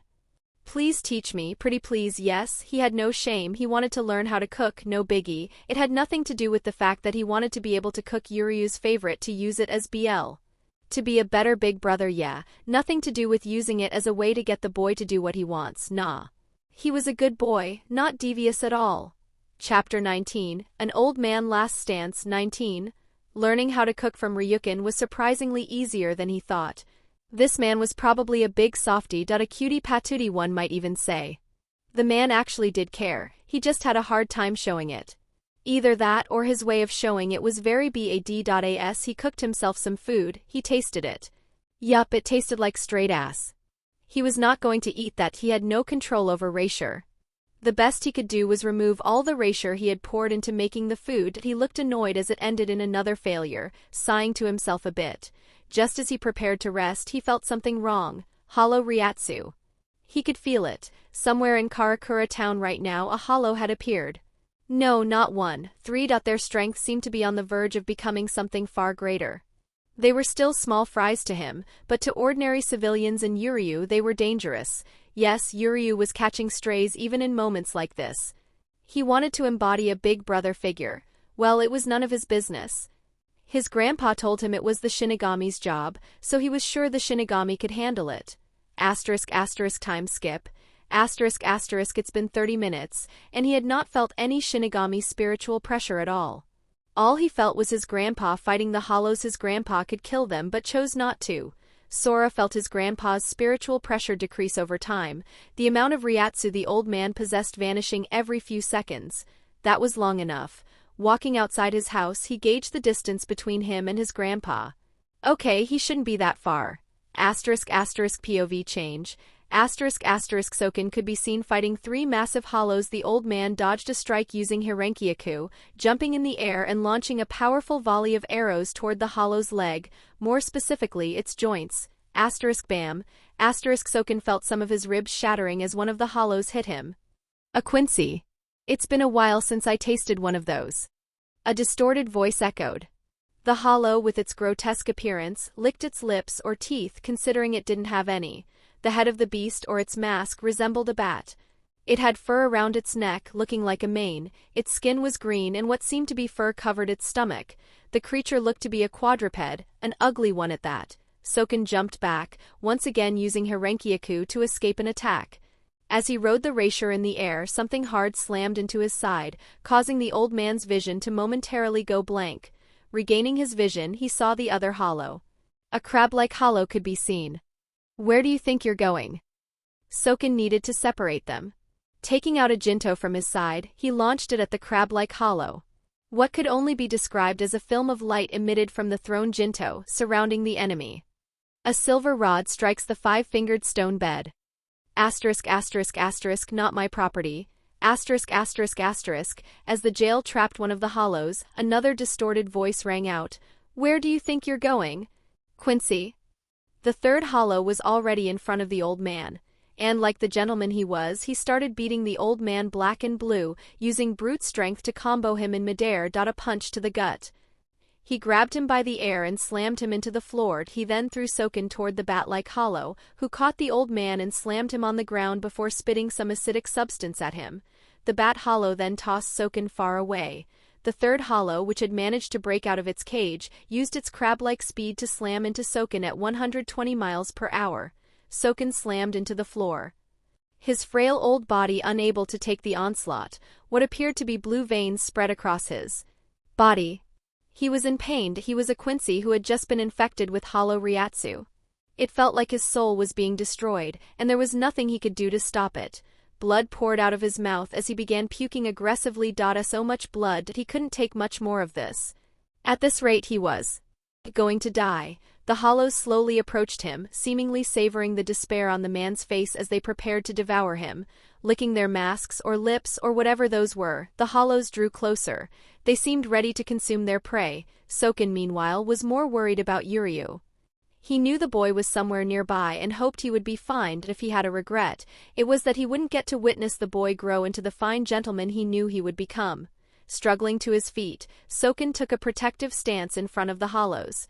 If he was going to die, he would die fighting. His body barely moved. It could hardly move. In fact, he activated Ransatengai, using strings of Reisher to manipulate his body, even though all his muscles were practically useless now. "Oh, you still have some spunk," the muscular hollow said with a smile. "I like it when they put up a fight. Makes it more thrilling to eat them alive," the bat-like hollow proclaimed, licking its lips again, ready to devour the old man. Soken summoned his Quincy bow and prepared for battle. As the crab-like hollow charged toward him, the old man vanished. The bat hollow barely had time to react as a hole the size of its hollow hole appeared in its arm, causing blood to splatter everywhere. Jinto fell to the ground as Soken reappeared behind the muscular hollow. Clang. The sound of something metallic slamming against something hard echoed as Soken's Quincy bow collided with the hollow's hardened skin. "Come here." The hollow swung at the old man, but one Harenkyaku was all it took for Soken to evade and get to safety. Another Jinto fell. Soken fired a volley of arrows at the hollows, creating holes all over their bodies but avoiding their masks. Another Jinto fell. The bat hollow's wings were riddled with holes, rendering it unable to fly. Soken landed on the ground, huffing and puffing. The muscular hollow noticed something. It seemed Soken was out of Jinto. This was over. "Got that out of your system, old man?" the hollow mocked. Bleeding out and feeling his Quincy powers diminishing by the second, Soken looked at the hollows and let out a wise smile. "Old man's going crazy," the muscular hollow sneered. The hollow prepared to strike. Soken's smile widened. He summoned what appeared to be a sword and plunged it into the ground. "Sprenger." The muscular hollow's eyes widened in shock as the four Jinto placed in a diamond formation activated. The explosion that followed utterly drained the hollow of its energy. As the dust settled, the muscular hollow lay on the floor, heavily damaged but not dead. It was on the verge of death, unable to heal. Soken felt the light drain from his body. So this was it. At least Yuryu would be safe. The hollows, too damaged to continue, might even leave his body untouched. He had protected his grandson. That was all that mattered to him. The old man closed his eyes. This life wasn't so bad after all. Chapter 20. I Hate the Rain. 20.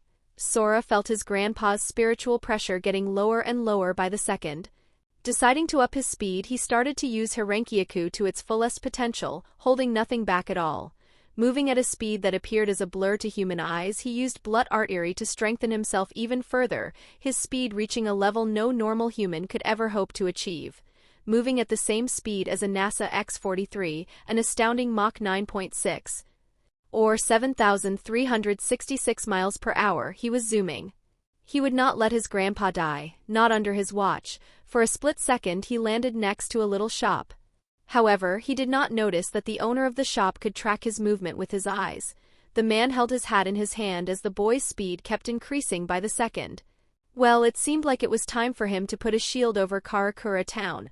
Not that he was looking out for the kid, but if his spiritual pressure was felt, chances were some high-ranking Soul Society people would show up.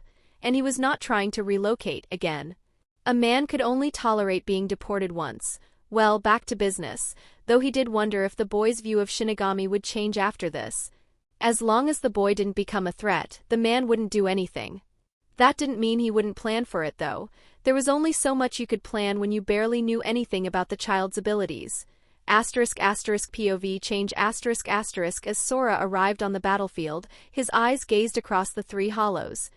The bat-like hollow had a hole in its wings and could not fly. The crab-like hollow had holes in its joints, reducing its speed considerably. The buff hollow could not even move. His grandpa had weakened those hollows so much that even a beginner Quincy could kill them. Sora's eyes then turned toward his grandpa. His Ryatsu flared outside of his body, and the wheel above his head appeared and spun. It spun and spun and spun. The very next second, a surge of Ryatsu enveloped the whole area. All of Sora's Ryatsu came rushing out with nothing to hold it back. None stayed inside his body. Then it stopped. Sora walked toward his grandpa, taking slow, deliberate steps till he got close, knelt on the ground, and held the old man's body close to his. It took every fiber of his being not to unleash everything right now. "Sora, is that you?" Soken's voice sounded weak. The man's vision had long since left him, and his hand started touching Sora's face, as if to make sure it was truly his grandson. "Don't hold a grudge against them. They are the Balancers." Even till the end, the old man still wanted him to befriend the Shinigami. "Sora, promise me you won't hold a grudge against them, Sora. Promise me. Give this old man some peace of mind." Sora felt his eyes getting wet. Why did he still trust them? They were the reason why he was like this, and yet he refused to be angry at them. "I won't hold a grudge against all of them," Soken smiled. He did not push any further. He knew this was all he could get from Sora. "Sora, my child, your mother did not die for no reason." Sora's eyes widened. Wait, was he about to learn the true reason for his mother's death? "Do you remember the hymn?" Sora nodded his head. "The confined Quincy king regains his pulse after 900 years, his mind after 90 years, his strength after 9 years. The reason your mother died is due to the Quincy king using the Oswalin on all half-blood Quincy." With this small piece of information, Soken ensured that Sora would never join Yhwach's empire. He knew the boy well by this point and was confident he would rather marry a Soul Reaper than ever join hands with the person responsible for his mother's death. Was this perhaps manipulation? Maybe. But it was for the greater good. The Quincy king must never lay a hand on Sora, must never have him under his influence. If this were to happen, it would be all over, and no one would be able to stop him, that he would be virtually unbeatable. "Protect Yuryu. Keed would have been proud of you," Soken said as his last breath left his body. The old man died in Sora's arms. Tears could be seen falling down the boy's cheeks, but he felt something being pressed against his chest. Looking down, he saw some gloves. They looked like the Sanray glove but felt different. They almost felt like suppressors, but he took the gloves from his grandpa's hand, and the very next second, all 3 hollows died. Sora had not touched them. His wild spiritual pressure from when he had arrived had utterly crushed them. Sora carefully slid the gloves on. As he placed the first glove, he felt his control over Raisher diminish drastically. As he placed on the second glove, it felt like 80% of his former control over Raisher had vanished. He took his grandpa's body and walked away. **POV change ***. As Sora was getting ready to leave, the Soul Reapers finally decided to show up. When they arrived, all they saw were 3 hollows. Actually not fully dead, though they would die in the next couple of seconds. The Soul Reapers managed to perform the Kanso ritual on their souls. Meanwhile, Sora was walking away with his grandpa in his arms, but he felt a hand on his shoulder. "Where do you think you're going, Quincy?" For some reason, that felt like a slur. "Taking my grandpa back home." "Did you kill those hollows?" "Wow, you just finished doing Kanso on them. Tell me now, does it look like they're dead?" "If we hadn't gotten here on time, they would have died." "And? They killed my grandpa. Was I supposed to stand there and watch?" Sora's voice dripped with contempt. The Soul Reaper tried to reach for his grandpa, using some excuse like they should have his body. A burst of Ryatsu from Sora was all it took to knock him out cold. "He is my grandpa. I am burying him on Earth where he died. If I see you Soul Reapers trying to take his corpse again..." **POV change ***. As the guard returned to Soul Society, a strange man with paint on his face could be seen. "Where is it?" Sorry, Captain. We were unable to secure the Quincy corpse. His grandson took it." As Mayuri contemplated how hard it could possibly be to take a corpse from a boy, the guard mentioned something about the boy's spiritual pressure knocking them out. A new subject. Though he would have to punish those guards who failed, can of words slipping out. The next second, the guards fell to the floor unconscious. The last thing they saw was a set of golden teeth smiling back at them. They were cooked. /n Sakken gave Sora the gloves for an important reason. Those gloves are like the Sanray glove but a bit different. Given Sora's adaptable mind, Sora is meant to keep them on at all times unless the opponent he is fighting requires him to remove them. They also work like a limiter on his power. A way to make sure his Ryatsu appears lower than it actually is. Yes, that my way of nerfing him so he doesn't speed blitz through the story. This nerf however also train him. It's like training weights once they are off. Let's say he was Rinji level with the gloves, he removed the gloves and bam, he is now playful Shunsui level. Serious Shunsui beat his ass for anyone asking, though the gloves were made with the purpose of training him to be strong enough to beat him. Chapter 21, Part-Time 21. It had been a long time since that incident. Ever since that day, Sora had kept up his training, mastering whatever technique he could. He did his research on the Quincy King, and if everything said about this man was true, then Sora would need a lot of strength to even hope to beat him. Luckily, he had once again reached a level near, if not the same level, of racial manipulation he used to have, and that was with the gloves. Without the gloves, he was probably very busted. He trained his body by working out, so his build was pretty good. Compact with lean muscle. That swimmer build was truly the only one that fit him best right now. It was like the perfect build for what he wanted. He was tanky and had endurance in spades. Sure, he used a gun, but still he was tanky. A tanky sniper, one might say. No, tanky duelist rhymed better. Anyway, all he knew was that his strength was above that of his adoptive father, or at least whatever level of strength Ryukin had shown him. Sora was strong, yes. That strength, however, came from the fact that his training started with him adapting to something for a couple of hours, then going back to base and learning that thing himself using muscle memory. It was quite an effective method. Currently, he was in his class. He sat in his chair, looking pretty lazy, carefree even. His fingers brushed through his messy silver hair. He gazed at the material he had studied for. Yeah, he was going to pass this test. There was no way he would fail this one. In the background, two girls could be heard speaking, one with orange hair, a big personality and a slim figure, and the other with black spiky-ish hair. The second girl gave off the vibe of a tomboy and could probably beat the ass of most guys in the class. Another orange-haired teenager could be seen speaking with his friend. Although something about him felt different, very different, Sora decided. Not to question it much, the boy felt like a Shinigami. There was no mistaking it. The boy had become a soul reaper. Wasn't this fun? He sighed to himself. This was going to be just thrilling. Soon the teacher entered the room and clapped her hands before saying, "All right, everyone, settle down. We have a new student joining us today." The door slid open and a girl with short black hair stepped in.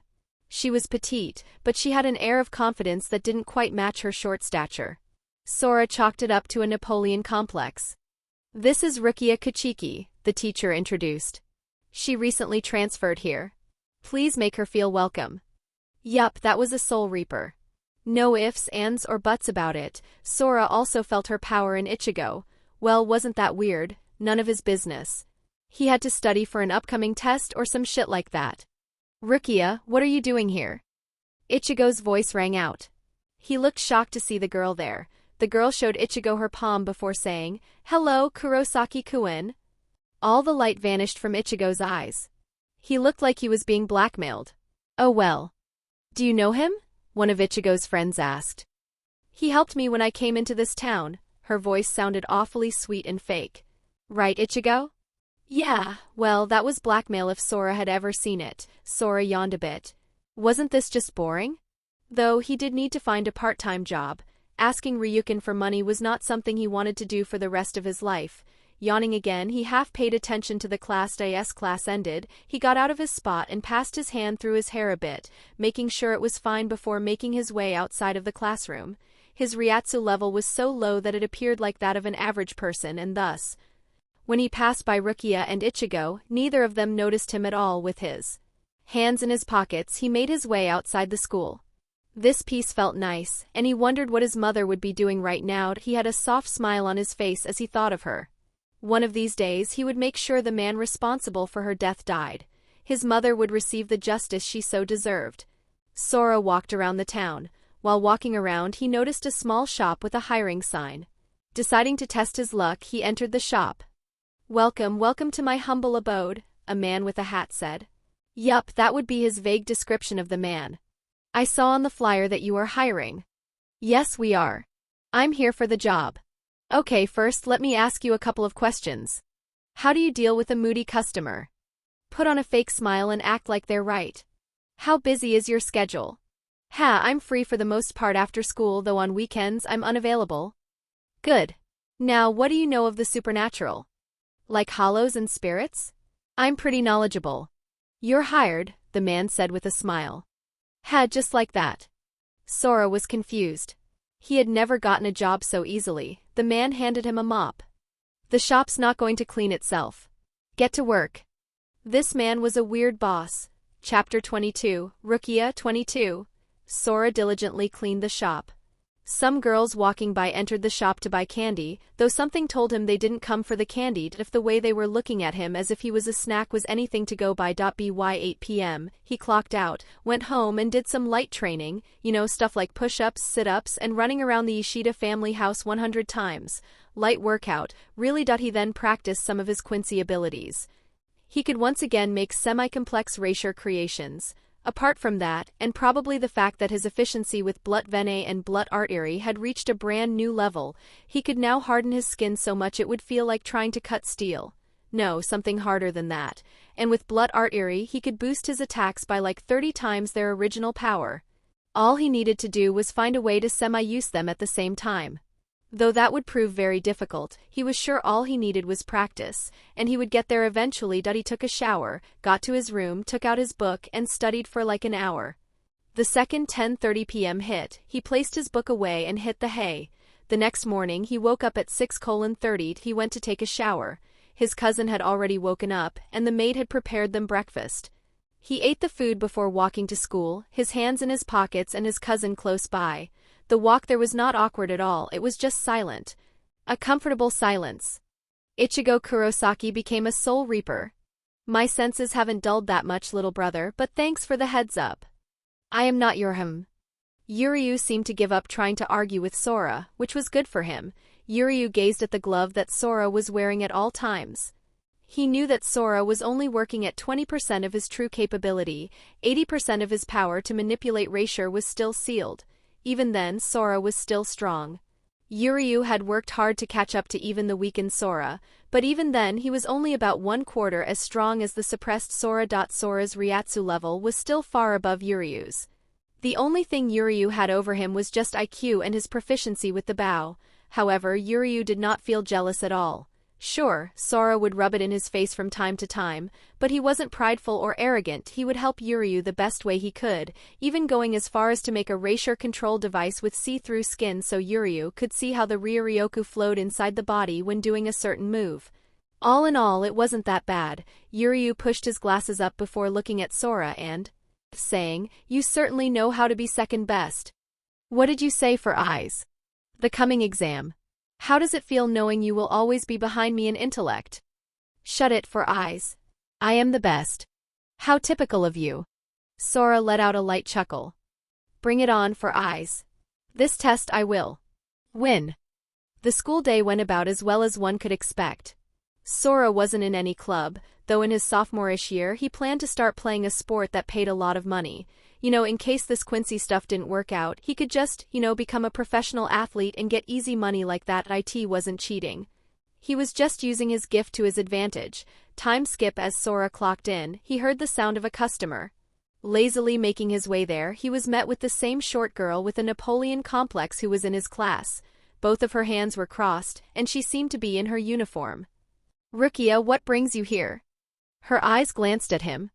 He felt her trying to sense his Ryatsu level. Good luck with that. He always kept it at the level of a spiritually aware human, sometimes a bit lower than that. So, like the level that someone like, Chad had or something like that. Speaking of Chad, he got injured a while back. He wondered how. "Where is Kisuk?" So that was his name. Sora said, as this was the first time he'd heard his boss's name. "What are you doing here?" "I just like standing around in a candy shop," Sora replied, sarcasm dripping from his voice. "You messing with me?" "Oh, it learns." This seemed to get under her skin, but before she could do anything, Kisuk entered the room. The man yawned a bit. "Someone asking for me?" His eyes then landed on Rukia. "Oh, Miss Kachiki, you're here for your package, correct?" "Yes," Rukia let out. "Yururu-chan is taking care of it for you." The next second, a young girl with a blush on her cheeks could be seen. She had her hair in 2 ponytails and wore a white shirt. "Here," the little girl's voice came out weak. "Heh, who cares?" The girl handed her a duck candy. Rukia's eyes darkened a bit. "I wanted a chappie, not a Yuki." "Well, you see, chappies are in hot demand, so they don't tend to stay in stock for long." What do you say we sell you this one at 15% off? Urahara had a light smile on his face.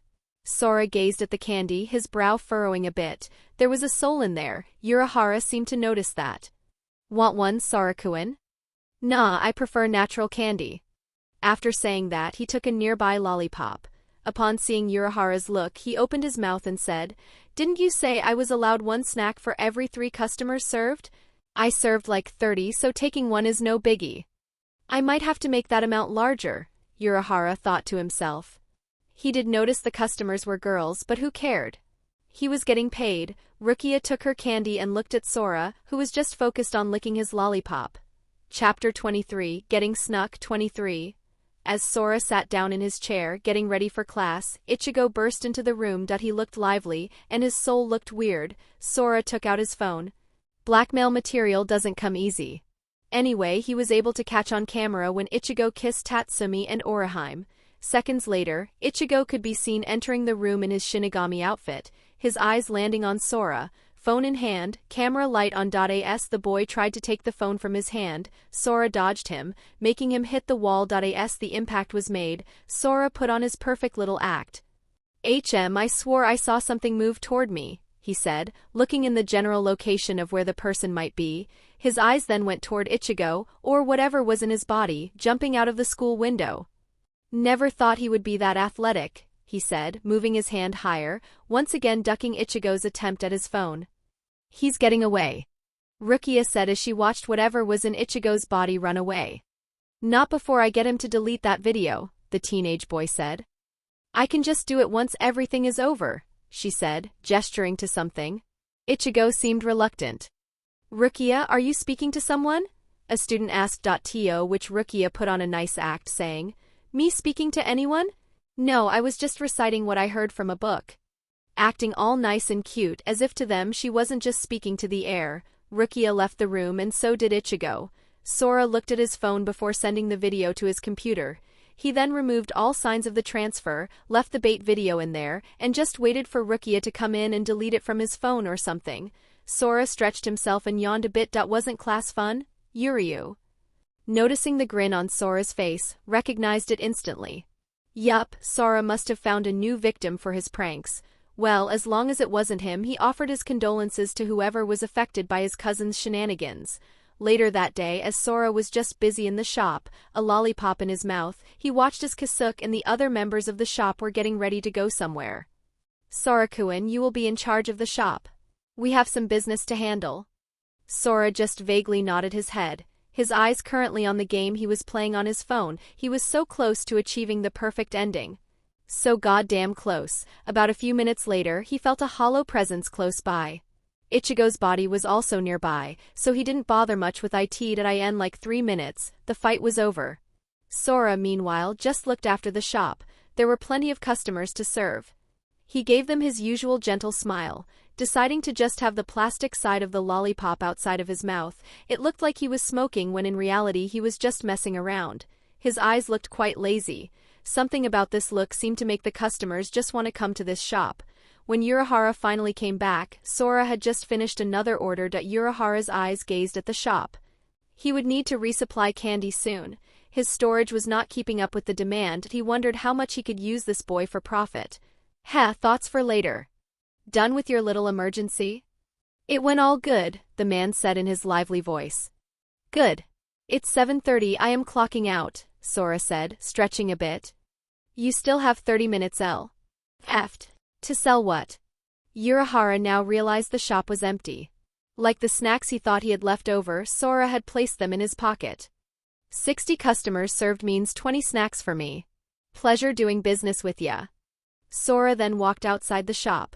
Urahara just had a light smile on his face. He kind of liked this kid's energy. His eyes then went toward the kid as he went off. Even he himself knew that the kid's Reiatsu was at captain level when the kid was 9. Now his Reiatsu level seemed to be that of a spiritually aware human. He knew they were higher than that, yet the boy's control over it was so flawless that there was no sign to show that he was holding back.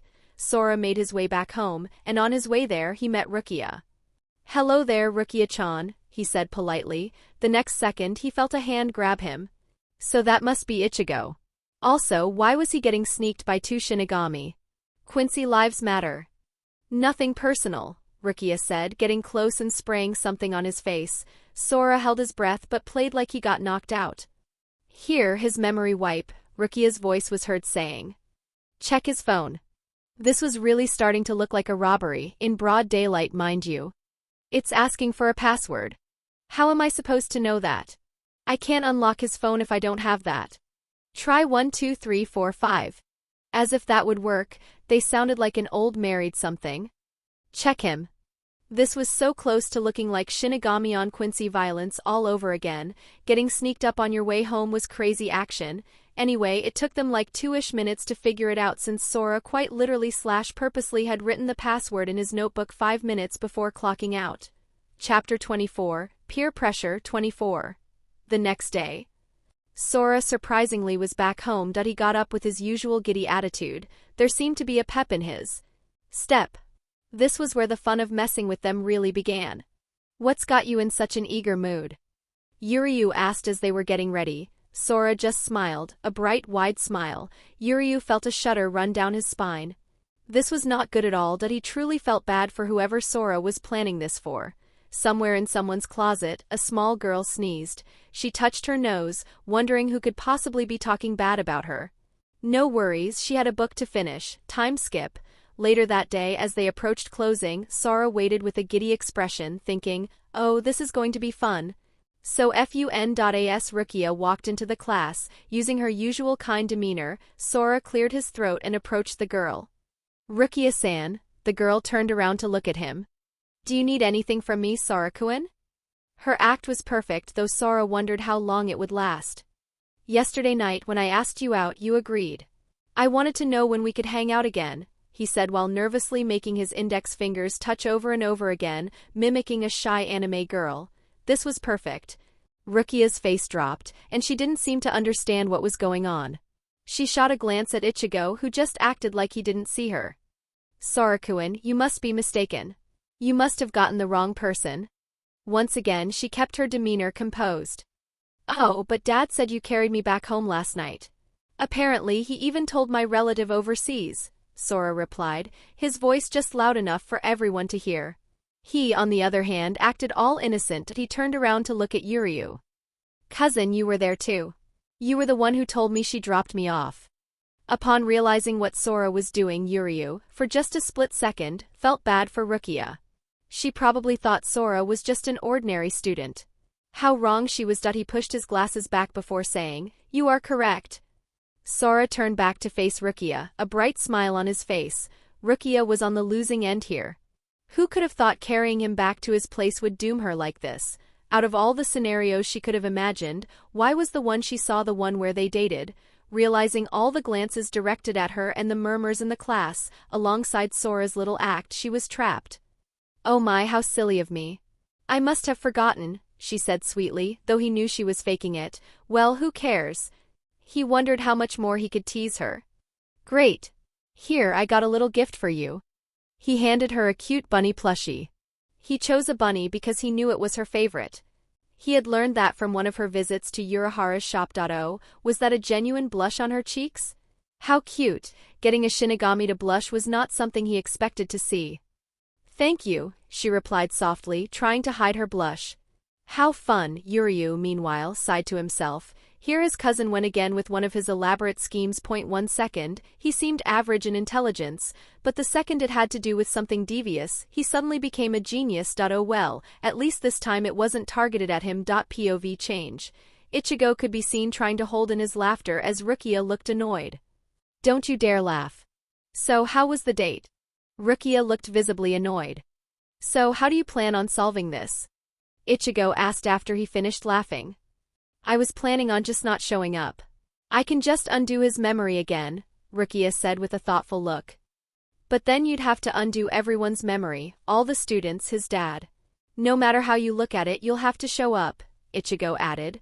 Rukia nodded but looked annoyed. A light bulb seemed to go off in her head. Fine, I'll go on the date. However, at the end I'll find an excuse to say we don't click. Her eyes then went toward the plushie. It looked very cute, and she couldn't help but feel like snuggling it. Time skipped as Sora was working at the shop. He made sure to put a bit of effort into it. Urahara noticed the pep in Sora's day and decided to inquire. Someone seems happy today. May I inquire as to the reason? The man asked, sipping on some tea. Yeah. I got a date, Sora said with a smile on his face. Oh really? May I know who the unlucky lady? Was that bastard trying to say unlucky lady? Rukia? Everything went dead silent. As in, Rukia Kachiki? Yeah, that's her, Sora said with a smile on his face. Urahara's brow furrowed a bit. Didn't take Miss Kachiki to be into dating. I didn't either, but yesterday we went on a date. You did, huh? Urahara glanced at Sora. Something here wasn't adding up. Strangely enough, today when I asked her about it, she seemed unaware, like it was some sort of fake memory or something. The man spat out his drink. Oh damn. However, even if she had used something to implant fake memories, it shouldn't work. Sora's Ryatsu level was way too freaking high for it to be effective. So, it was either that Rukia had a technique that worked against people with captain-level Ryatsu or, due to his Ryatsu being suppressed so much it worked, either that or Sora was just messing with her. Never thought he'd find another Yorichi here, but oh well. He decided to help with the shenanigans. Oh, then I've got exactly what you need for her. Sora followed the man. This was going to be fun. /n. Sora mentions the oversee relative thing basically in order to say she is cornered. There is no way she can memory wipe everyone, especially if she doesn't know where they live and how they look like. He got his mischievousness from his mom, alongside her eyes. Chapter 25, The Date 25. Time skip. It was Sunday morning. And Sora got out of bed with a giddy look on his face. Today would be fun. Yuryu was probably out training again. At this rate, he was going to finally master Blut Vene. For some odd reason, he had never used Blut Vene like this until he saw how Sora spammed it in a fight. It was a good move. It could allow someone to tank hits from an opponent they usually couldn't withstand. Sora was lucky. He had worked on his body and reinforced his defense since he was young, so someone would have to really try to hurt him. And someone around his level would have to try hard to even get a drop of blood from him. And even then, since he could harden his skin to be even tougher than steel, he was Gucci. Though this wasn't his business currently, he wore an oversized grayish shirt alongside some baggy pants that matched the color, putting on a necklace that was given to him by Ryukin. Apparently it was from his mother. He put on his watch and slid on a ring, which was really a modified Jinto, just in case he magically ran out of Reishirt. To finish the look, he grabbed a bag, a work backpack one might say, hanging it on his side. Making his way toward where he felt her energy source, he arrived exactly where he got jumped last time. As he got close, he saw her. She was sitting gracefully on the bench, exuding an aura of confidence, yet he could feel her nervousness even if she tried to hide it. She wore a soft white blouse that showed her delicate lace-up design detailed at the neckline, giving off a slightly romantic yet modern touch. She also wore a black skirt, short yet modest, making sure not to reveal anything nor leave anything to the imagination. Her skirt was paired with a unique garter strap that hinted at a slightly edgy sense of style, but oh well. As for her choice of footwear, she wore sleek, high-shine black boots with intricate laces and sturdy buckles. Slung casually over her shoulder was a small black bag. To finish her look, she wore headphones, though it seemed like it was the first time she wore them and had just put them there for style. Well, time to put on an act. He was planning on seeing 4 blushes today. Let's see if he could meet his goal. First things first, as he approached her, he gave her a gentle smile. Sorry if I made you wait too long. No need to worry, I just got here, she replied once again with that fake smile. Sora wondered how much he had to do to see her real smile. It wasn't fun to be mischievous if the other person was faking it. You look stunning. As he said that, he added his usual trademark smile, his golden eyes shining with sincerity. Upon seeing the look on her face, well, that was the first blush of the day. Fun. She seemed to be at a loss for words. You like it? Yeah, it looks good on you. Now shall we go enjoy our date? He gave her a warm smile and she nervously nodded her head. But something seemed to pass through her mind as the blush vanished, and a semi-serious look crossed her face, as if she was reminding herself that she was a Shinigami and falling in love with a human, or showing human emotions, was not something a good Shinigami like her should do. Sora first took her to an amusement park, and her eyes seemed to absorb everything around her. Is this your first time here? Yeah, I never actually came to a place like this. Oh, trust me, you're going to enjoy it. Lots of sweets later and some carnival rides, but the haunted house did not scare her. Well, she was a Shinigami, oh well, though he couldn't help but notice the way she glanced at the giant bunny plushie. Without asking if she wanted it, he gave the man $5 to enter. He took out the toy gun and waited until all 5 of the targets were aligned. He only had 0.5 seconds. When that moment came, he acted accordingly and the bullet was fired. The store owner watched in amazement as all 5 targets were pierced with 1 bullet. I'll take the bunny. The man realized he couldn't really scam Sora, as a group of people gathered around after Sora had just gotten a hole-in-one. Taking the bunny, he handed it over to Rukia. Here you go. As Rukia took the bunny from his hand, she seemed, just for a second, to lose herself. The bunny felt so fluffy, she couldn't stop the tinge of red blush on her face. That was 2. Later on, Sora went to a nearby shop and ordered some food. He ordered her a cucumber and shiratama tempura. He guessed that cucumber and shiratama were foods she liked because Urahara told him. Now to see if he was telling the truth. So, they were as good a guess as any. As she ate the food, he could tell she liked it. So Urahara was telling the truth. Awesome. Though she was still reluctant to reveal any information about where she was from, Sora could still feel Ichigo's Ryatsu from where he was. The boy had been tailing them for a bit. Something told him Rukia had him come along. Oh well that he didn't try to make a move like yawning and putting his arm around her. No, none of that. He could still tell all of her defenses were up. She may have enjoyed the date, but she refused to let her guard down. Sora, however, found it more fun. Plus, there was something about her that made him curious. A strange energy he felt when he was around her. It wasn't Reisher nor Kishi, yet it felt so familiar, like a piece of something. Well, he would have to get closer to figure it out. Soon enough, as they were walking back, Sora looked at her and said, "Would you like me to accompany you to your home?" "No," she practically screamed out. Sora was a bit confused. Upon looking at her face, he could see sheer embarrassment present on it. Well, that was another blush, but why such a drastic reaction? As if she was living inside someone's closet or something. "Oh, I see. I apologize if I overstepped your boundaries." Damn, he was getting good at acting dejected. Upon seeing the look on his face, she felt the need to clarify. "No, it's not that, it's just..." She seemed to be thinking really hard about this. Suddenly, a light bulb went off in her head. "You see, my family is very traditional, and if they see me bring someone home, I'm afraid of what they will do to you." "Oh, so you're worried about me?" "Well, I feel loved." His gentle expression never left his face. "Guess this is goodbye then," he said, getting close. As he got close to her, their faces were inches apart. Her cheeks turned red. Wait, she had read something like this in books. A date usually ends with a kiss, right? Was he leaning in to give her a kiss? She was half tempted to knock him out and make him believe they had kissed.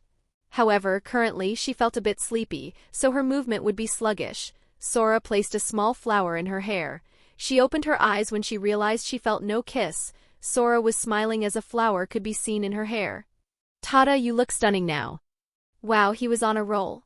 The blushes kept on coming. Before she could react, he gave her a kiss on the cheek and walked away, saying, "See you tomorrow, Rukia-chan." Rukia stood there, frozen. In shock even. Once Sora was out of sight, Ichigo walked closer to her. "So how was your date?" Rukia suddenly regained her demeanor. "It was fine, I guess." "Suyer." Ichigo didn't buy a word she said. "Are you implying I enjoyed it?" "I'm not implying anything. Do you think I should save this as my lock screen?" Ichigo teased, showing a picture of Rukia's frozen expression as Sora kissed her. "Delete this. Make me." Bakudo number 4, Hainawa, yup. Rukia resorted to violence to get Ichigo to delete the evidence of her moments of weakness. Chapter 26, Mischievous Cat 26. Sora went back to his everyday schedule after that, going to school, work, home, training, showering, studying, sleeping, rinsing, and repeating. With that and the additional date with Rukia, all was fine. This little scheme of his didn't require much time. Nor did he plan on taking much of her time, that he kind of gave her space and freedom to live her life as she wanted, with him popping by once in a while to brighten her day, because why not? It had been a while now. Earlier today, she had asked him if he wanted to come to the show happening in town. He politely declined, though he did hope she enjoyed it. His excuse was simple: he had work that day, and sure, well, he worked that day. Once again, Urahara had him run the shop while he did something that he did see Urahara on TV later that day, but oh well. As he was sweeping around, he picked up something that he turned his gaze toward a strange black cat. Looking at the cat, Sora felt something off. Though he didn't question it, the cat seemed to be familiar with the shop. Taking some milk, he poured it into a bowl and offered it to the cat. Kisuk wouldn't mind. Worst case scenario, he tries to get me to wear some weird outfit for more publicity. As Sora said those words, he watched as the cat drank the milk. However, for some odd reason, he could see a hint of mischief in the cat's eyes, a mischief that seemed to match his own. No collar, he muttered, looking at the cat. She probably didn't have a name. Meow, you like the milk? Meow, I'm really speaking to a cat now. Yes, you are, a male voice was heard saying, though to Sora it sounded female. Sora looked around, confused. Huh, did someone just speak? Looking down at the cat on his lap. Meow. Wait, so if the cat didn't speak, who was that female voice he heard before? Spreading out his senses, he could sense every living and non-living thing inside of Karakura town. Huh, strange. Meow, you want more milk? Meow. Standing up, he walked toward the nearby milk, all the while the cat was purring and snuggling close to him that he wasn't sure why. Taking out some more milk, he heated it up in the microwave for about 30 seconds. The milk was just right. He then fed the cat some more, which she seemed to enjoy. Though before he could react, the cat slammed her paw against the bowl, sending the majority of the milk onto the floor. Do you know how long it takes to clean this mess? Meow. Of course you don't, he said, annoyed. Was he really speaking with a cat? As he started cleaning the mess, he heard the cat once again. Meow. She was behind a glass bottle with this smug look on her face. Don't you dare! The next second, the cat pushed it with her paw, causing Sora to rush at full speed to save it. He got there on time, managing to catch it. The cat, however, was somewhere else. For the next 5 or so minutes, he felt like he was being messed with. Deciding this was enough, he caught the cat by the nape, an area that made her unable to move. He then put a princess outfit on her and painted her nails pink before deciding to just paint them black and give her a black outfit. He even gave the cat a little hat. The cat stared at him. As she tried to claw his face, the little shoes that Sora had given her stopped her claws from reaching him. Who's a good kitty? He said, giving the cat a light kiss. Meow. For some reason, he could feel like this cat was planning a way to make him regret this, as if she was telling him he better sleep with one eye open. As he turned around, holding the cat, he was met with Urahara. The man looked at Sora, then at the dressed-up cat in his hand, and seemed to be holding back a burst of laughter. Sora-kun, what's that in your hand? The man asked. A black cat came into the shop. I decided to feed her a bit. She was being mischievous though, so I had to punish her a bit. See? I even dressed her up a bit. Doesn't she look adorable? Kisuk turned around for a second, what could be seen as him trying to hide the smirk on his face. The cat did not look too pleased. Seems like Miss Yurichi likes you, the man teased. Gore. RR. The cat practically growled. Well damn. She is a good kitty, Sora said gently. The sound of an alarm could be heard and Sora, realizing it was time to clock out, placed the cat down. Don't miss me too much. As he prepared to move, a voice was heard saying, I won't. He stopped. Was it just me or? Sora swore he heard a voice. He gazed at the cat who, well, just looked like a cat. You must be tired. Your mind is playing tricks on you, Urahara said with his usual smile. He felt like he was being gaslit, but oh well. Maybe. Anyway, see ya. And with that, Sora left. Who's a good kitty? Urahara teased, looking at the black cat. Don't you dare start with this, the cat in question replied. Urahara just smiled. What brings you to my humble abode? Chapter 27, Power Reveal 27. His life once again returned to being normal after that. Nothing too interesting happened. He just continued the cycle of going to school, going to work, training, taking a bath, studying, and sleeping, with the occasional date with Rukia and studying with her, the usual stuff. Today, as he got to school, he checked where his name was on the list. He had studied pretty much. Searching for his name, there he found it. Sora Ishida number 2, he sighed. As long as Yuryu wasn't above him, he would be fine. Yuryu Ushida number 1, he could already see the smug look on his cousin's face. He could already taste it from here. Deciding to avoid his brother for now, he decided to leave, not before checking to see if he could find her. Rukia Kachiki number 40, well, She did decent, she was in the top 50 of students, so that was a plus. Didn't expect her to actually study. Granted, he often studied with her on stuff she didn't seem to grasp. She didn't seem like she Ed learning stuff like that more than she liked spending time with him. It seemed like she was probably going to develop a crush on him. At this rate, he could see it now. No, she was too stubborn. She would never allow herself to fall for him. He was sure of it. However, he did go out shopping with her a lot and got her some new clothes. He got a text from her saying she wouldn't be able to come to the date later that day, probably her Shinigami duty. He sent a simple reply. It's okay, we can always reschedule it for when you are not busy. Well, he saw she read the message and her reply was a simple okay. If this went on for a bit longer, he probably would be one of the few male Quincy's to have slept with a Shinigami. Oh well, everything comes at its own pace. Later on that day, as he was in the shop, just chilling, doing what he does best, serving candy to the thirsty lady, he did see that cat again, and after great effort he did catch it. He petted it and gave it a pretty bow. He could tell that the cat had a Ryatsu level comparable to, like, the baseline of what he assumed a captain would be E.So, he just assumed it was Kisuke's cat or something. Only someone as powerful as him, who by Sora's standards, was the strongest man in Karakura town currently, could possess such a powerful cat. The two kids were also very powerful, he could tell that by a glance. The buff dude was also powerful, so he just thought of this place as the perfect place to work, as everyone there was hella powerful.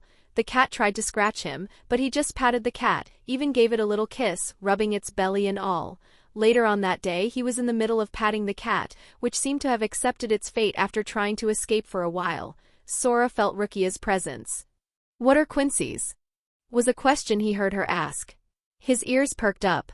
From what he could gather, she should have no idea about that. Sora spread his senses. Yup, those were hollows spawning all over Karakura town. How the heck did he not notice this before? It felt like while he was in this shop his senses were dulled, like the owner of the shop had some sort of barrier in place to conceal erasure. Deciding to walk in the front of the shop, he saw Rukia standing there, wearing something other than the student outfit. She looked rather cute. Sora, you here? You can explain it to her, Urahara said with a smile. Sora had a faint feeling the man already knew, which confirmed his guess. Quincy's are spiritually aware humans with the ability to manipulate erasure, ambient erasure. Though considering you asking what they are, the Quincy who started this doesn't happen to wear glasses and come up with the lamest excuses. Yuryu, who was currently drawing his bow, felt like someone was swearing at him. Someone somewhere was throwing bad omens at him. It had to be Sora. Taking out his bow, he charged up an arrow, killing hollow after hollow. This was fine. He could protect everyone in this town. He would just have to show this Soul Reaper that Quincy was superior to Shinigami. Ichigo, meanwhile, could be seen bleeding from his head. Some of his orange hair now dyed a red color because of hollows. What is your deal? He was annoyed. POV change. Yes, he was, Rukia added softly. Yuryu, that dumbass, Sora said, looking like a stressed brother. Why would a Quincy hate Shinigami? She randomly asked. Remember last week when we were studying about what Hitler did to the Jews? Yeah, what does that have to do with anything? Rukia added, confused. Long story short, 200 years ago the Shinigamis were like, stop killing hollows, you are destroying their soul and thus the balance. When you guys kill a hollow, you purify its soul. When a Quincy does it, well, they destroy it. So the Shinigami did to the Quincy what Hitler did to the Jews. Sora explained as if it was just a fun fact. You seem too relaxed about this. Aren't you a Quincy? She questioned. Well, for one, I don't hate all Soul Reapers. Second, my boss is a Soul Reaper, still making minimum wages through. Urahara acted as if he didn't hear that last part. And third, my girlfriend is a Soul Reaper, so heh. She blushed at that last part. I am not your girl, she tried to refute.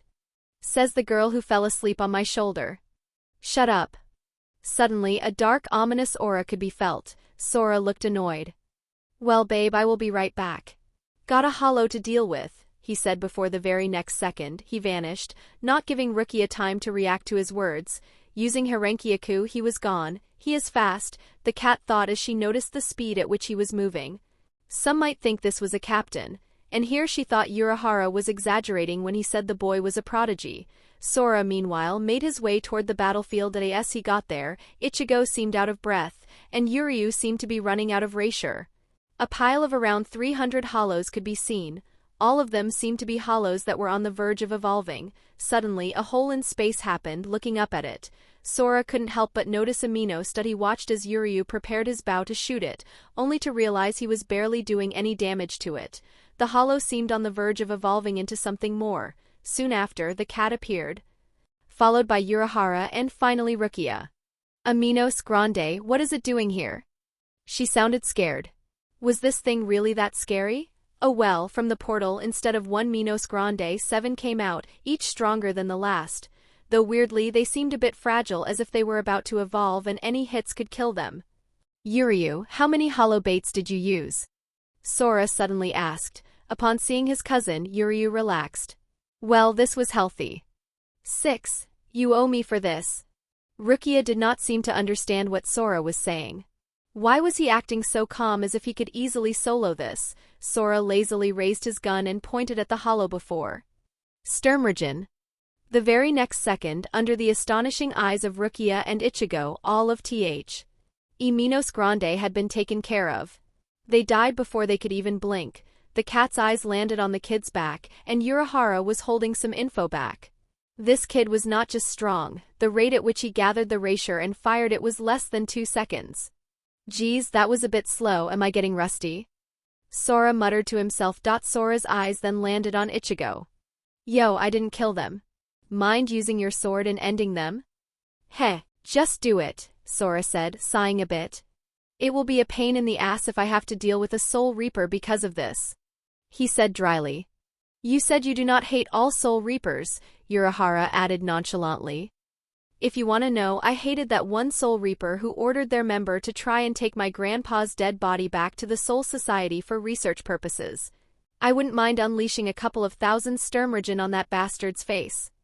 Urahara seemed to immediately realize who Sora was talking about, though he kept that to himself. Sora then turned toward Rukia and said, So your schedule is free, where do you want to go out tonight? She gazed at him, then back at the hollow body, then back at him, then toward the decaying body, checking for his Ryatsu. Everything was still at the level of a spiritually aware human, so how the heck did he just? Chapter 28, Stronger Than a Lieutenant 28. Sora sipped his drink. He was supposed to be on work hours right now, but oh no, here he was, having to deal with an orange-haired punk. A girlfriend wanting an answer and a boss who didn't seem like he would intervene anytime soon. But first, Yuryu, hand me all the hollow bait you have. About 5 seconds later, he was handed about 20 hollow baits. What the actual fuck? Sora took the bait and destroyed them on the spot. Well, that's one thing dealt with, he said, yawning a bit. What was that? Ichigo's voice was heard saying. I just crushed some hollow bait, no biggie. No, not that, what you did earlier. Oh, that? Just subdued a couple of Minos, no biggie. He acted as if this was the most unimportant thing in the world. Well, it was no biggie. That thing usually requires a special to deal with it, sometimes even a lieutenant or second seat, Rukia mumbled, as if reciting something she had learned from her textbook. Well, guess I am stronger than a lieutenant, he said, as if it were something small. How was I unable to sense you? Rukia added, looking at him. Oh, because I didn't let you.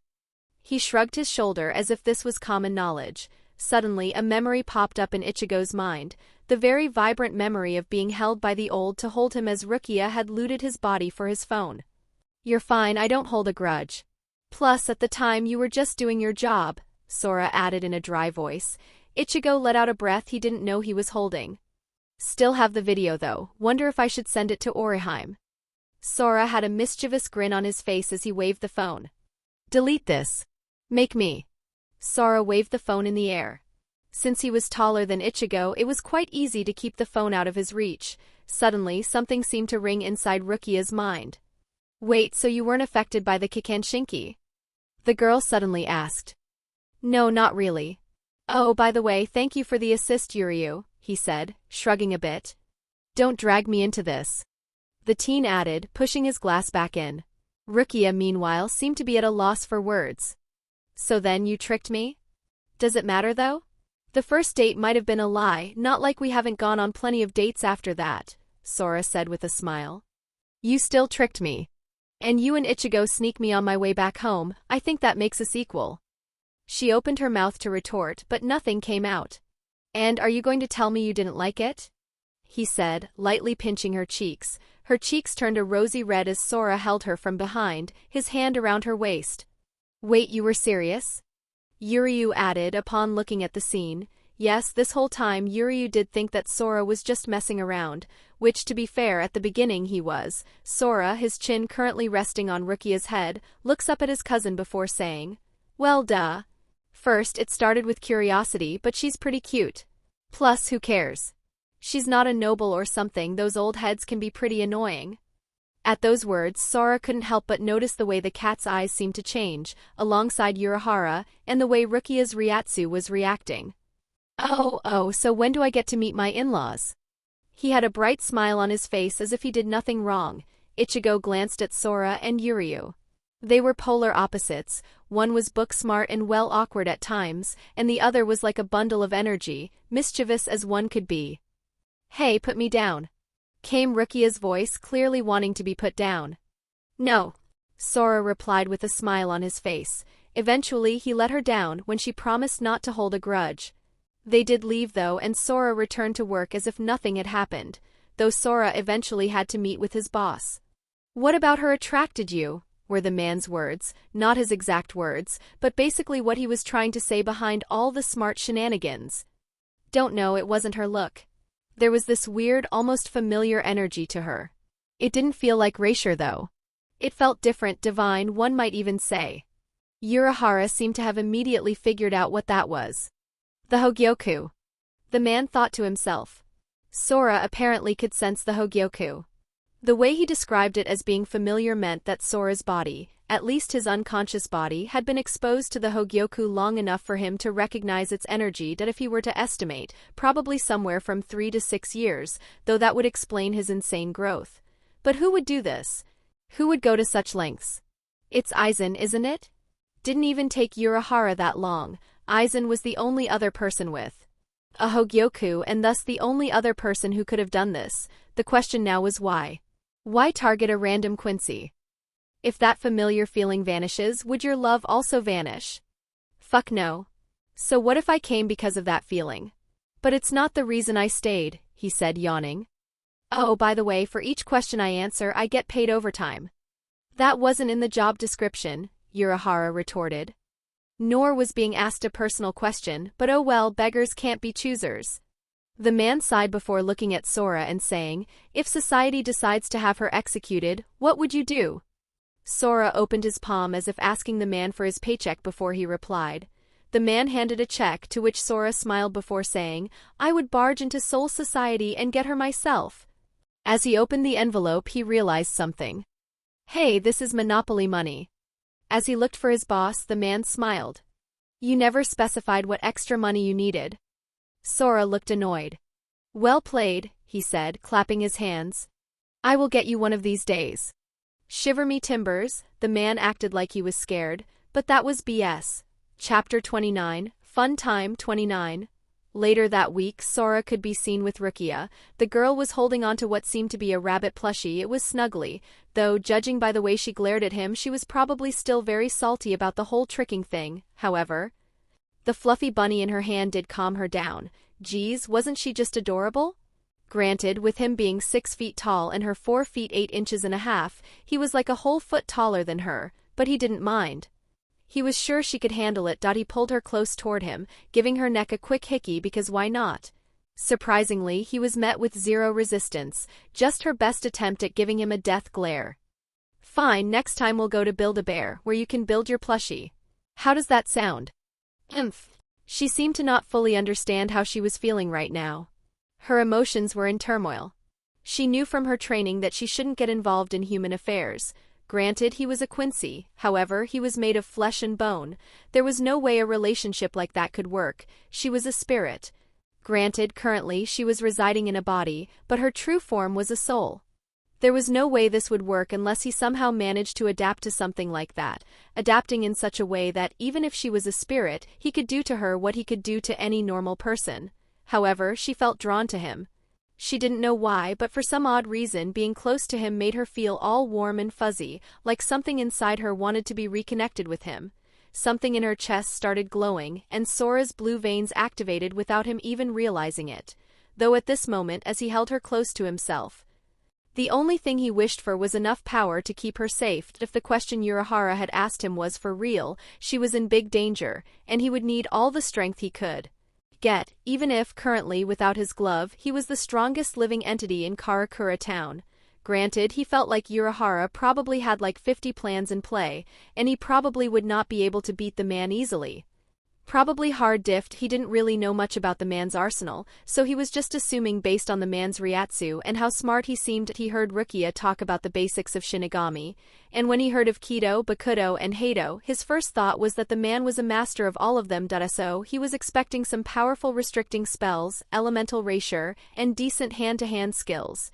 All in all, he was basically thinking of every Shinigami skill and putting them at like an 8 or 9. The only thing that was a 10 was the man's IQ and battle IQ, so dangerous. Shirkai and Bankai, you say? He muttered, his lips leaving love marks all over her neck. And yeah. Was that a restrained moan? Fun. Somewhere else, a man with long black hair alongside a dignified presence felt as if something forbidden was happening. Deciding to speed things up, he stepped into the Senkamen. Captain Kachiki, a man with red hair, said. From just looking at the man's hairline, anyone could tell his worst enemy was his barber. The McDonald's hairline was not doing him any good. Granted, he did hide it behind a bandana, but no bandana could hide his forehead filled with nothing more than thoughts. Meanwhile, back with Sora, the door to his room opened. Sora, did you destroy the mound? The words did not finish leaving Ryuken's mouth as he witnessed the scene. A girl sitting on Sora's lap, while here he was giving her love bites. The man blinked once, then twice. Was this really Sora, the troublemaker? The man made eye contact with Sora. Sora looked back at him all innocent. Ryuken then proceeded to close the door behind him. Rukia was too frozen by shock to react. Was that your? Yes, that was my dad. He's grumpy sometimes, but he's nice. Sora barely had time to say anything before Ryuken entered the room again, tossing what seemed to be a pack of Sagami Original 001. Basically, Japanese condoms. Really, Dad? Really? Sora said, looking at his dad. Safety first. I wouldn't want you to become a parent too early, the man reprimanded. Do I really strike you as the kind of teenage boy who would do this? The silence that followed was heavy. Do I even have to say? No. Sora said, realizing he had said something dumb. Ryuken then left the room. Rukia looked confused, holding the thing in her hand as if this was the first time she had seen it. What is this? She asked, sounding curious. That's a condom. What is it used for? Oh yeah, he forgot. Where she came from, that shit probably didn't exist. Does pulling out work for souls? What would the nut even be? Erasure? Yeah, he did not want to go down that rabbit hole. It's used during intimacy. It's basically used to avoid pregnancy. Do you want a first-hand demonstration? Her face was red, very red. Wow. He felt proud of himself. He managed to get her redder than a tomato. Let's fucking go. And no, she practically shouted, all embarrassed. He found this cute. Fine. He gave her a soft smile. Well, his little trick ended up giving him a girlfriend. Oh well, he didn't care. Teasing her was fun.n. Here are some original moves from Sora himself. Point 1. Erasure Barrage, Geistregion translation, Spirit Rain description. The Quincy channels erasure into their firearm, unleashing a storm of glowing blue bullets that rain down on the target. Effect, a rapid, high-volume attack to suppress enemies. Point 2. Piercing Star, Dirtstringender Stern translation, Piercing Star description. The Quincy fires a single, concentrated erasure bullet that pierces through all obstacles and explodes into a starburst upon impact. Effect, a precise and powerful piercing shot with an area of effect explosion. Point 3. Void Cyclone, Lyra Werble translation, Empty World description. By channeling erasure, the Quincy fires a spiraling bullet that creates a vortex, pulling in enemies and shredding them with spiritual energy. Effect, a crowd control move to trap and damage opponents. Point 4. Spectral Salvo, Spectral Storm translation, Spectral Storm description. The Quincy fires homing spectral bullets that phase through obstacles and track their target with unerring accuracy. Effect, a tracking attack to ensure the target is hit, even if they try to escape. though for this he needs a piece of the opponent in order to get familiar with their Ryatsu or Ryoyuku. It's most effective and made of Reisure though. So Soul Society and Hueco Mundo. Point 5.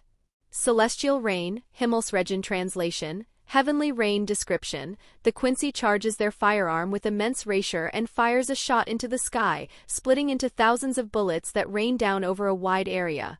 Effect, an ultimate move for wide area devastation, overwhelming multiple enemies. Point 6. Sturmregen, German for storm rain description.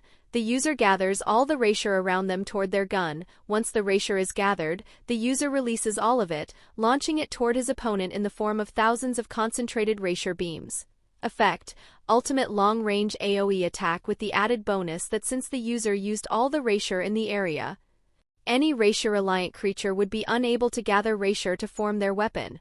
Can anyone tell if the last one was made to deal with Quincy? Also, this is one of his only moves where its power is basically determined by how much ambient Reisure is around. Basically, it is weaker in the human realm.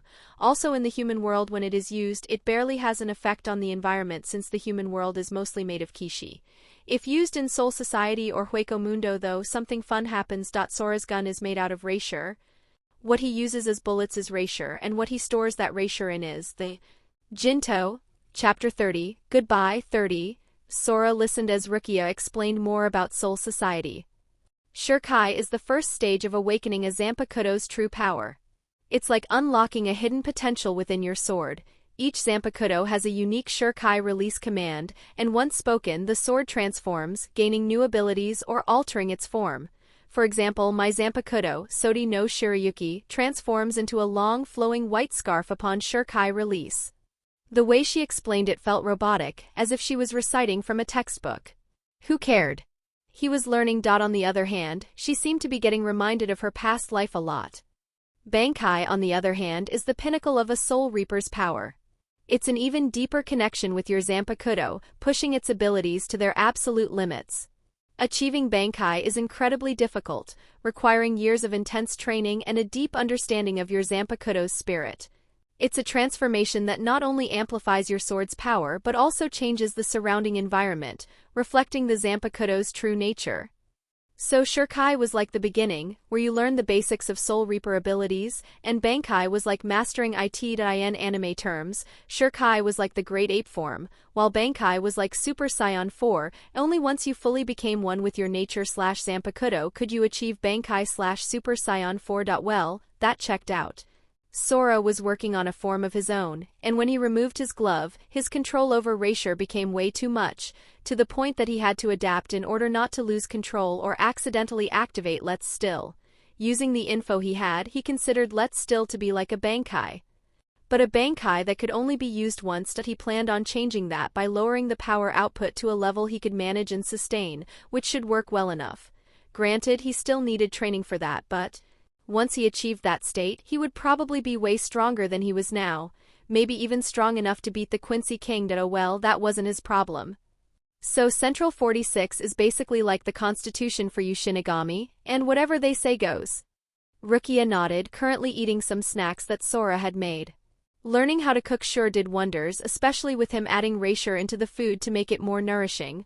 Rukia hadn't realized it yet, but her power was beginning to grow just a bit. Suddenly she stopped, as if realizing she had been in the human world for too long. Her eyes landed on her little phone, or rather the gadget she used to locate nearby hollows. On it, she could see the report. Capture or kill Rukia Kuchiki. She froze. Yet, as she looked at Sora, she knew he would probably get dragged into this. Deciding to take matters into her own hands, she yawned a bit and fell asleep. I'm going to bed. Sora made sure to cover her properly. She was going to sleep after all. Looking at her under the covers, he felt his heart melt.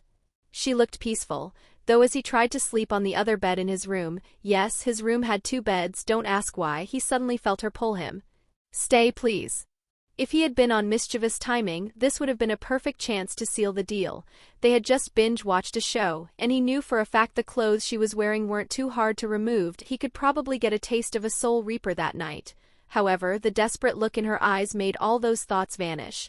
She looked afraid, as if she knew this was the last night she would ever spend with him. So instead, he just did as she asked and cuddled up with her.